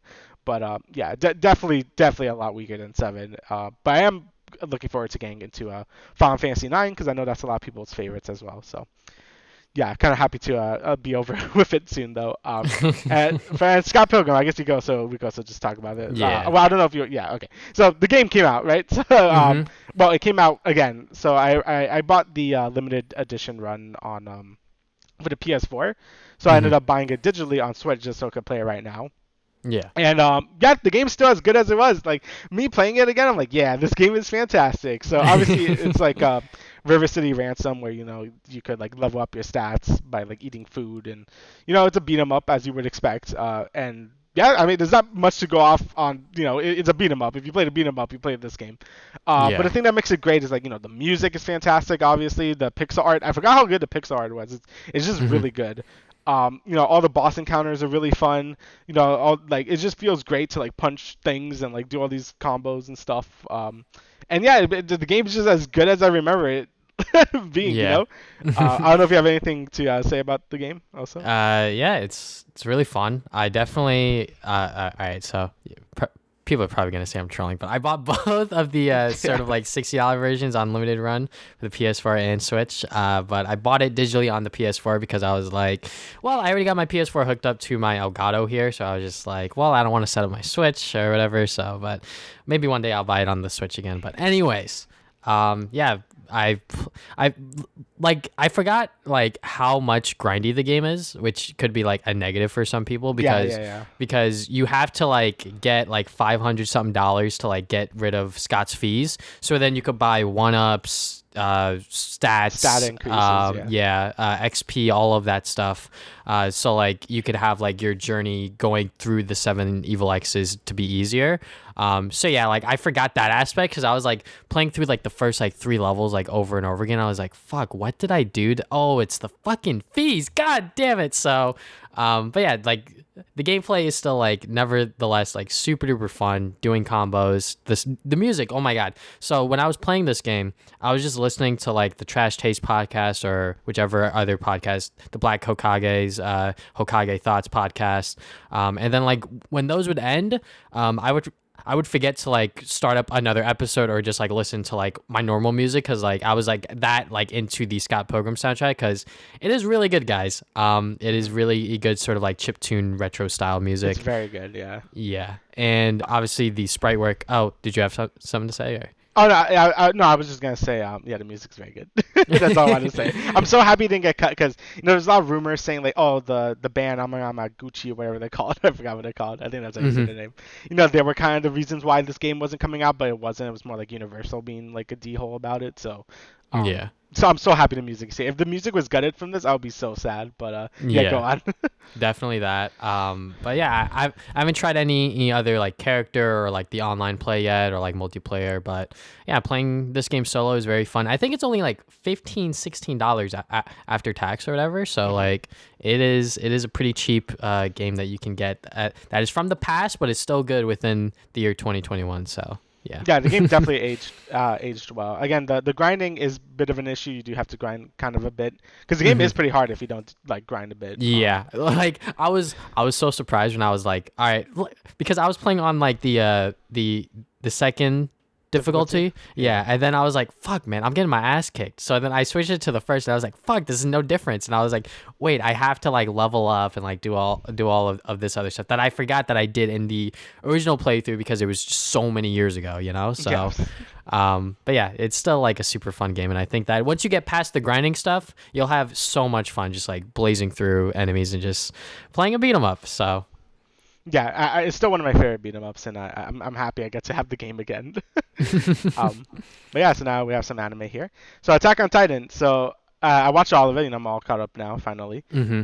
And let's elephant out of the room first. The CGI, right? That's the thing. Okay, yeah. Everyone's been talking about CGI.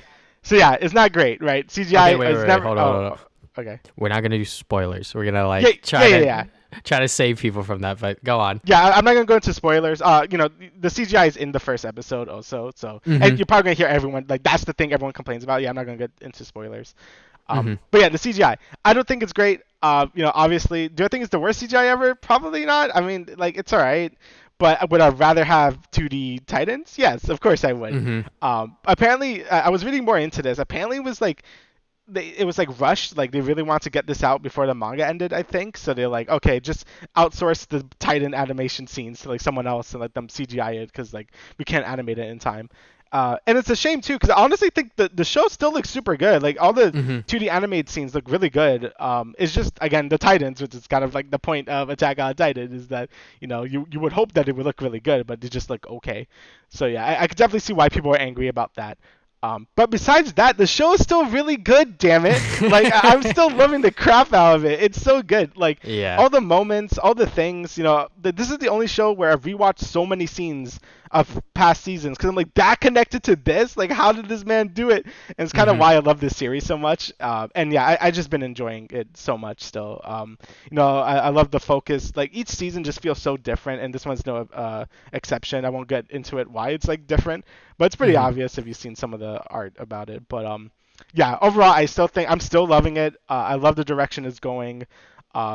Just the writing's so good. I just love it. But yeah, definitely the CGI Titans. They're definitely a downside. I will say that. Do I think it ruins everything? No. But I wish it like either got delayed or they were able to animate the Titans or something. Because yeah, Hmm. it definitely is a blemish in it. Yeah. Yeah. I guess my quick stance on the Attack on Titan so far up until episode 65. I mean, episode 64 and 65 are just fucking insane. I'm gonna be honest. Yeah. But the way the final season sort of like started out, some people say that it was slow or whatever, and I'm like, Yo, those people suck. Yeah. What are you talking about? Dude, there was so much like people are so monkey brain, bro. Like honestly, like what is wrong with these people? Yeah, Alright, all sorry. they want. No. You're good, bro. You're good. I talked about this with my coworker because he really likes Attack on Titan, and I Yeah. think he read all of the manga, so like he knows what's gonna happen and stuff like that. But Yeah. he was talking to like his friends on PlayStation. He was like, "Bro, everything can't be fucking action, guys." It's Like, so true. yeah, shit's gotta get built up, and guess what? When it builds up, episode 64 and 65 happened, and that shit was fucking insane. And I would imagine the next episode 66 is also gonna be insane because they didn't completely finish everything off within 65. But yeah, everything so far really really good. The CG, I think CG in anime is for the most part kind of bad, Yeah. except for when they're like really far away, which is in the case of like Demon Slayer when like Yeah. they're like running or something like that, and it's like really far and you can't really tell that it's CG because there was definitely like I I forget which episode I was on, but Demon Slayer, I was like, wait, was that CG? And then Kobe was like, bro, they've been using CG like a lot. And I was like, what? Really? Like, I didn't even Yeah. notice. My brother's actually watching Demon Slayer right now, and he like sometimes Tanjiro is just walking. It's like CG. He's like, oh, why though? I mean, I think CG is the best used during camera angles, like when you do some dynamic shots. I think it looks really good, Mhm. and like enhance effects. Like, isn't the water in Demon Slayer CG also? Like it's like some of the water is CG. Yeah, probably. I'm not Yeah. entirely sure. I don't really look into like that kind of stuff, but That's true. The technical stuff. I just look into it to just be like, is that CG? I think it Mhm. was. So yeah, but I think CG for enhanced effects is really good, obviously, because you could do things you couldn't do in 2D. But making like a whole model always looks looks weird. Like it will always look Yeah. weird. It would never look right. So yeah. But yeah, Attack on Titan is really good. Yeah, I'm loving it. Can't wait for the next episode. It's gonna be hype. So yeah, all right. So yeah, total. Oh wait, do you want to talk about your stuff? Then we could talk about Rent a Girlfriend. Or what you Let's see. Yeah, you know what? Let's do that. All right. So what have I been doing, and then we'll leave off with Rent a Girlfriend. So League of Legends. Yeah, League. The LCS is doing like a mini like preseason tournament. So like I've been playing a little bit and sort of like getting back into it. Did I do my placements last episode? I don't even know what I did. Maybe I did. I don't remember. Maybe I didn't. Okay, so the reason why I have it on here is because I did my placements literally right after that episode went up. So I did my placements. I was still, just like casually playing all 10 games. I went 6-4. If you wanted to know, ended plat 1, 57 LP. Something light. I'm not gonna like grind or like play this season just because I think that I just don't want to take League seriously, and like I don't want this game to like take up more time than it already did during that one day when I played literally 10 games straight. But I still had fun with it. I still like playing the tank supports because I think that is still the meta according to like the competitive scene or whatever. So I was having fun with that. I played some TFT yesterday. I don't have this on here, but I played some TFT yesterday because they did like a new set or whatever. Well, not like a complete new set, but like like a sort of like mid-season sort of patch or whatever. So like there's like new champions, new units. It's always fun to sort of like go into rank and be like, all right, fuck it, if I get 8th I get 8th, but let's see what happens. And discovering new things, it's fun. So, and they brought back some old units like Braum and Shyvana, and they do very similar things that they did before. So My Hero Vigilantes volumes 5 and 6. I'm almost at the end of volume 6, but every single time I talk about this sort of manga, it's pretty much the same thing. It's a My Hero Academia spinoff where they focus on the vigilante aspect, which if you don't know what vigilantes are, they are heroes that are not officially heroes. Like they don't have the hero license. So they're just doing things out of the sake of being good or whatever they deem is good sort of thing. And I'm still enjoying it. It's pretty much what I expect from a My Hero Academia spinoff. The Promised Neverland Season 2. Okay. So this shit is on Hulu, which is fucking weird. It's not on Crunchyroll. It's only on Hulu and Funimation, which I'm not sure if it's because of the recent acquisition that Sony got from Crunchyroll and Funimation, or if this deal was already in place before that. I would imagine it was in place before all of the Crunchyroll buyout happened, but it is definitely weird that I have to use Hulu to watch this one anime, but it's worth it because Promised Neverland Season 2, not a lot of like crazy stuff has happened yet, but I can see like where the show's going and like what it's alluding to, because there's still like a lot of mysteries and sort of like what has happened with these characters and these kids. And because of some manga covers, I have been spoiled by certain aspects of the show, but it is what it is. But I'm still enjoying the Promised Neverland Season 2. I believe there's only 3 episodes out right now, and I'm still enjoying it. Jujutsu Kaisen is back along with Attack on Titan. So yeah, Jujutsu Kaisen, if you guys don't know, it's pretty much the newest and hottest shonen anime that has like demons and spirits and all of this other stuff. It's good. I'm still liking it. I'm not like super duper in love with it like a lot of other people are. I can see why people love it because of some characters like Gojo and Itadori, which is like the main sort of character. They're cool, but I'm not like super duper in love with it, which I'm sure some people will say about Demon Slayer because I love that shit. But anyways, Dr. Stone, season 1 and season 2. So I finished up on season 1. So if you guys don't know what Dr. Stone is, pretty much is about this kid who is really fucking smart. He like legit like, all right, so the way the show starts out, like the world, so the entire world gets turned into stone, and then like thousands of years later, this kid fucking Senku wakes up and he like he literally counted how many seconds since he got turned to stone up until he got out of the sort of like stone, whatever the fuck it's called. And that was like thousands and thousands of years. And like he's sort of trying to like rebuild society and sort of like save as many people as possible from this stone world, if you will. So that's pretty much what he's doing, and like he's super duper smart. There's some like cap shit like I talked about last episode, like what's it called, the fucking strongest primate high schooler or something like that. There's a lot of stuff like that in the show. Well, not a lot, but like there's like things like that in the show where I'm like, that's kind of cap, but I'll go along with it because it's fucking anime. And like the way I see it is that like Dr. Stone is sort of like a shonen, but also like part comedy because it is like kind of funny because of how dumb and stupid it is. Right. But yeah, I like it. I'm not like super in love with it, which is why I am still watching season 2, and there are 2 episodes out right now. I only watched the first because I didn't have enough time to watch the second one. But Dr. Stone, Stone Wars, as they're calling it, is probably going to be a lot more action, and that is probably going to be very exciting. There was action in season 1, but what season 1 was building up to, which is the Stone Wars, I think that this season is going to be very fun to watch for like traditional sort of shonen people. And then I started ReZero because I was like, fuck it, why not? So I didn't realize that like season 2 part 2 was starting. So I was like, oh shit, I gotta watch season 2 part 1. So I watched the first 4 episodes, which if you know what like episode 4 is, it's like a backstory episode with the character. So I thought that was like super interesting when they like went back into like that character's backstory. So I really did like that. So I'm very interested to see what else they're gonna do with season 2 because I feel like that they're like actually like fleshing the world out like a lot more than they normally would. So yeah, season 1 was pretty much them being like, all right, so this is the fucking easy Kai mechanic that like, you know, he dies and then he goes back to like the fucking checkpoint and then has to like redo it all until he gets it right or whatever. So like they're still playing into that, but like it's more about like these characters and like the world itself, which is very obviously interesting. So but yeah, that's pretty much all the anime. So Rent a Girlfriend. All right, my boy is now cultured, so I want to know before we get into spoilers, like what was like your initial thoughts, like no spoiler sort of review. My initial thought, I actually really liked it a lot. You know, I never watched like like a rom-com anime before. Like, you know, that's usually not my territory where I go into watching anime. But I was actually surprised how much I liked it. You know, I really liked the 2 main characters, Mizuhara and Kazuya. You know, Kazuya is really cap, but you know, we all have a little bit of him inside of us. You know, I'm like, you know what? Sometimes I can relate to him, and I kind of hate it.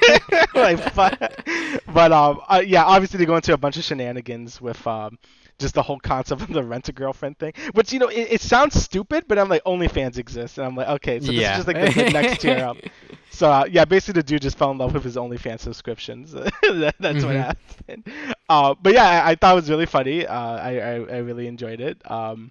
And I don't know how much else I could say without spoiling it. So yeah, I mean, I just cannot wait for the English manga to get caught up to where the anime ended, so I could just read what happens next, because it looks more of the same for like whatever season 2 or whatever they're gonna do. So, but yeah, I mean, I guess we'll talk about some spoiler stuff. If you don't want to be spoiled by Rent a Girlfriend, just skip to our WandaVision discussion or just close the episode. I don't care.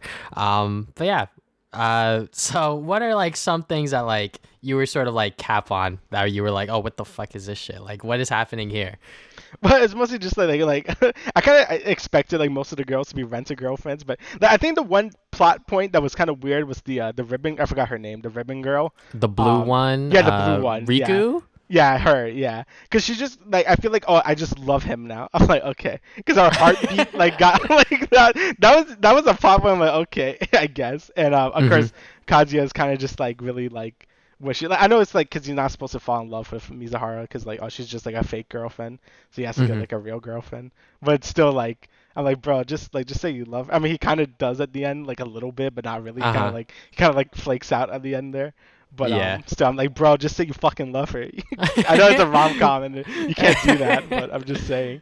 Yeah, the show must go on, as you will. Yeah, so you know, I thought a lot of the shenanigans. I also really like that they're in college. Also, like that's just it's really refreshing since it's not like, oh, they're not fucking high schoolers. Thank God. Also, it'd be kind of weird if they were high schoolers. Now that I think about it, so it's kind of cool that they actually are at college age. I think that makes it more relatable and like, you know, at least to us now. And you know, the characters just feel like they have more freedom to do whatever they want because they are college age. You know, that I think that's pretty neat and again just refreshing to see. Yo, also mommy or whatever her name is, yo, she's a bitch. I'm like, Oh holy my shit. god, yes. Let's go, King. Yo, Yeah, fuck I'm like, mommy. yeah, 'cause I saw the gigging thing. I'm like, bro, people actually like her. Yeah. I could get liking her design, but liking her like saying she's like justified in things. I'm like, what are you talking about? She's awful. But Look. All I'm saying is that some of these weebs are fucking psycho. That's all yo, I'm yeah, saying. they apparently want like a psycho like girlfriend or something. Because I'm like, dude, she's fucking psycho. She has like dead eyes, and she's just like she's the villain of the goddamn show. Like, why are you like slipping over here? Yeah. But I actually thought she was a pretty good character as like a villain character though. Hmm. That I actually did enjoy. Whenever she showed up on screen, like, oh my god, she's like a psychopath. What is she gonna do?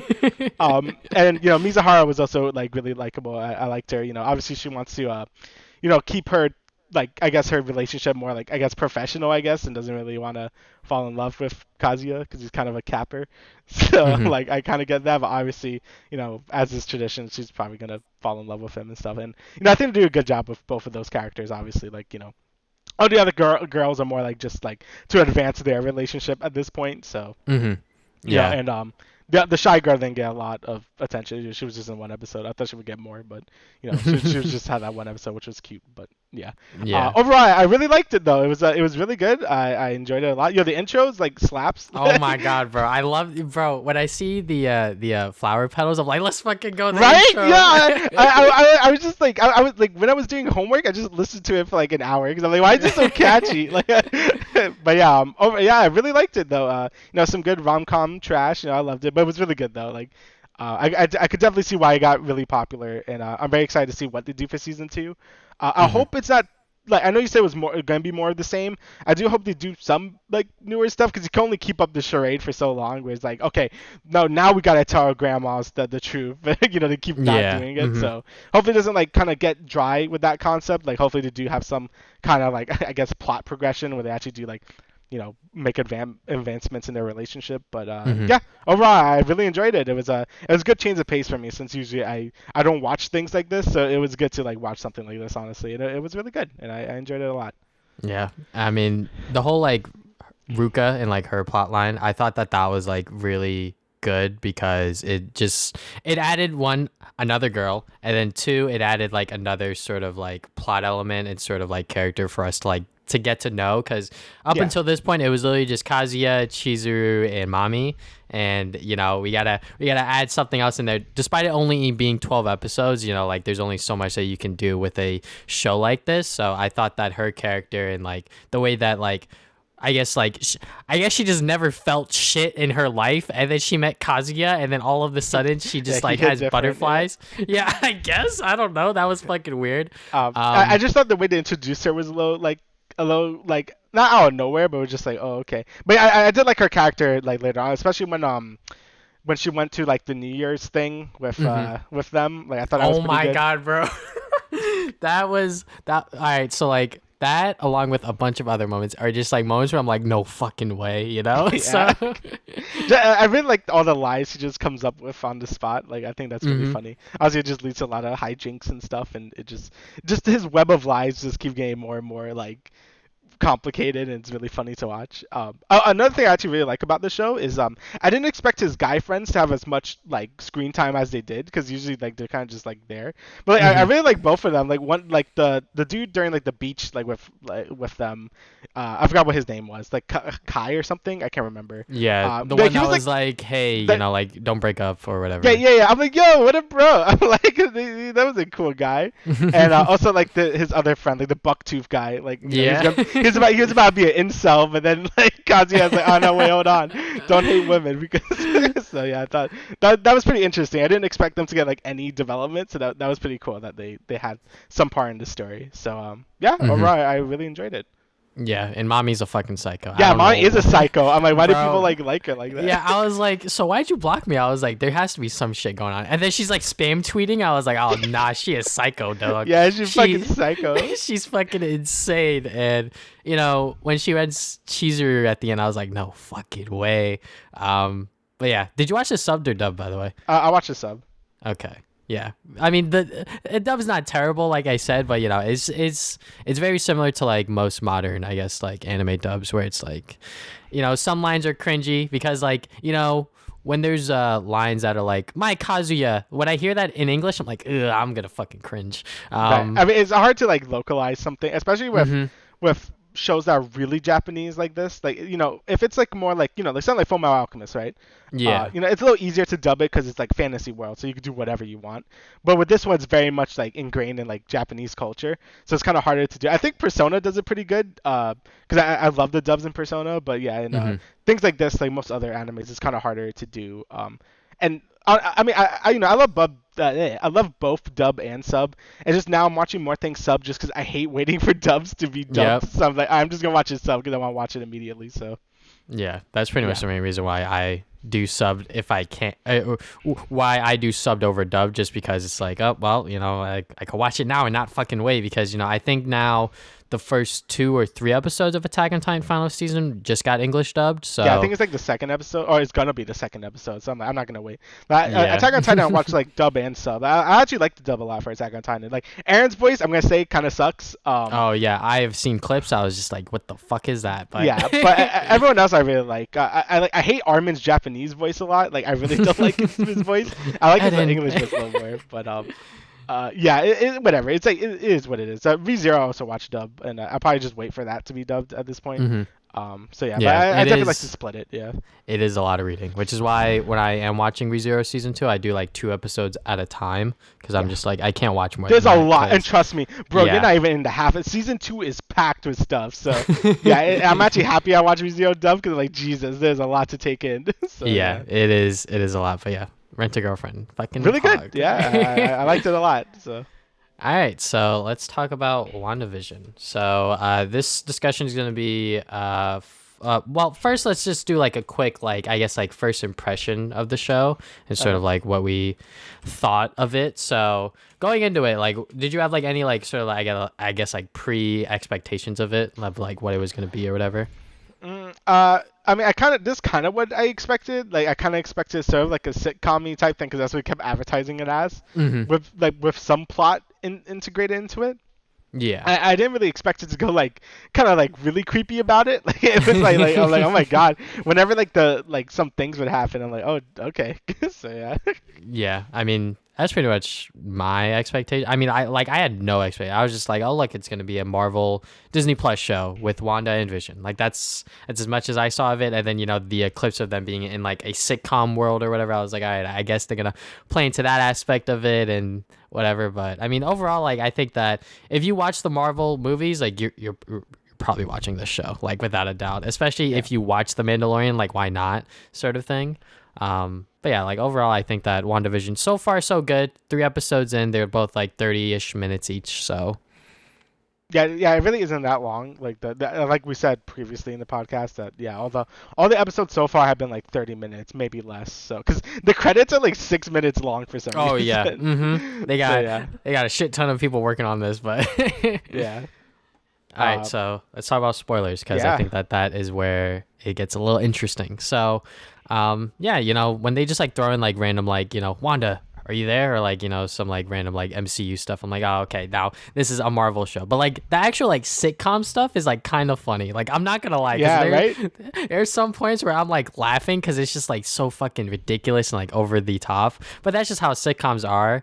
But yeah, like overall, like I never expected that like I would like this show as much as I did, just because I never viewed like Wanda and Vision as like silly characters. But like when you think about it, like they're literally the most two broken fucking Avengers, and like they're just a couple as well. So Yeah, yeah, I actually found myself really liking the sitcom bits more than I did. I'm like, whenever like actual plot would happen, I'm like, oh yeah, wait, this is not like a sitcom. I'm like, okay, because it actually makes like a pretty interesting thing, where it's like oh, two super powered people are like normal couple. So Mhm. and the situations they get to are very classic like sitcom things, like oh the boss is coming over for dinner, we don't have anything, or like we gotta do this like things. So yeah, but Mhm. whenever those breaks in reality happen, it's like super like oh god, like when the boss was like choking on like his food, and so Oh like yeah. his Mhm. wife's like stop it. I'm like okay. I'm like all right, what's going on here? I'm So like, yeah, oh, she broke. yeah. So it's like it's really cool that it shows like sort of like I guess Wanda is sort of like making this like as like a script, and whenever something not in the script happens. It kind of just breaks, like we saw in the first episode, or in the second one when she finds like the helicopter, I guess, Hmm. with the and like that beekeeper guy, like that was weird. So Yeah. I don't know what that's about either. But I don't know. Anything else you want to say before I go on some more? I definitely like that they're just like sprinkling in like I guess like that sort of like mystery box sort of element for like Yeah. shows where it's like, oh, like what is this, like what does this mean, sort of thing.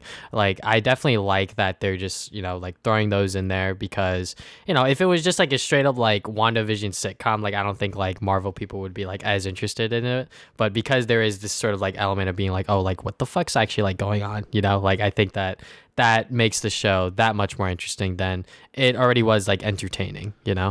Yeah, and I just like that it's such a different sort of direction that the MCU is Mm-hmm. going. Like it's like what is this? Like just like a sitcom that goes through like the different phases, because it looks like now they're in color, and I don't know if they might go more modern with the later episodes of like sitcom history or something. It's pretty interesting.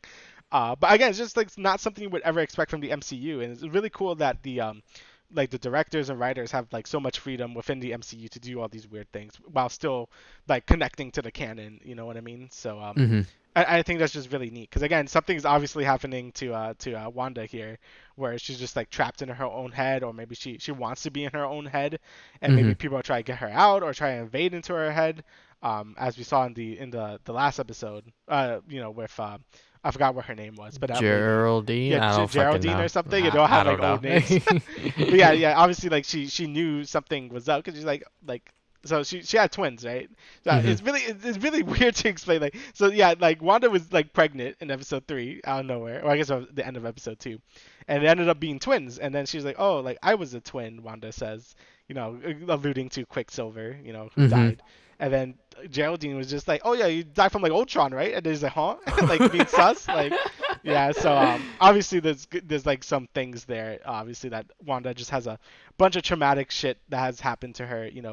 Like she like in like that laboratory her whole life from that doctor or whatever. Mm-hmm. Obviously Quicksilver died, Vision died. So I think this is a good way to show her like grief, and like how she just wanted like a perfect normal life with Vision, but obviously that didn't happen because of a bunch of things that happened. Well, either Ultron or with Thanos. So it's pretty interesting to see how she's sort of coping with that, and if she's just like going insane now. So I think it's a pretty interesting way to show that. Yeah, they're definitely going in a direction that I am very much loving. I mean, the whole like sitcom bits, they splice in those like very well, and like write them in very well with these characters like Wanda and Vision, because one's a goddamn computer and one's she's like very, very powerful, and she can move things with her mind and all of this other stuff. So I think that these sitcom bits are very good. And like you said, with the whole like, is Wanda in her head, and like what's going on? Is she like creating this own world for herself or whatever? And like, is this like actually Vision, or is this a Vision that like she is creating herself? And like, yeah, I think that this show is showing that like they know what they're doing in terms of like Marvel shows. Like this 100% would not work as a movie, obviously, No, no, because we're not. Yeah. of the direction that they're going with the whole sitcom element. And like the scenarios that they got themselves in for each episode have so far been very good. Like the first one where it's like the boss dinner, where it's like at first like they had no idea what the fuck the heart meant, so like they were both trying to figure that out. And then the second episode with the whole talent show, and like fucking Vision hanging out with the boys or whatever, that Yeah. that line was so funny. I was like, no fucking way. And then obviously the third episode with the whole pregnancy thing, and when Geraldine said, that guy died to Ultron, and I was like, oh shit, you just gotta name drop him like that, huh? Like, Yeah, I haven't heard that name in years. yeah. So I have no idea what's going on there, but I'm sure that we are going to find out as more episodes come out. I have no idea how many episodes this show is, but however long it is, I'm sure that it is going to be some good stuff. So, is there anything else you would like to say about WandaVision, or? I guess I actually just really like the show just because I have no idea where it's going, and Mm-hmm. like it's gonna be very interesting to see where it ends up and how it connects to everything. Because again, it's a very unique like sort of entry in the MCU just due to its like this is the first Disney Plus show. And like you said, it's actually very interesting they went for a sort of sitcom sort of style for it since it really fits it being like not a movie, you know, like it fits it Hmm. being like an episodic thing. Well, not episodic, but you know what I mean. Like it's like episodes of like a show. So I thought that was actually pretty interesting that this was the first show to do it since I think it really uses the medium really well. To tell its story. So yeah, I'm very much looking forward to see what's going on. You know, because I honestly have no idea what's going on or how this is gonna develop further. So I'm very much interested to see where it goes. Yeah. Same with you on that because I have no idea what the fuck is in store for us, to be honest. So, Yeah. but yeah, I think that is it for us for the Travis and Damian podcast, episode 54. We will see you guys 2 weeks from now with another episode. See ya.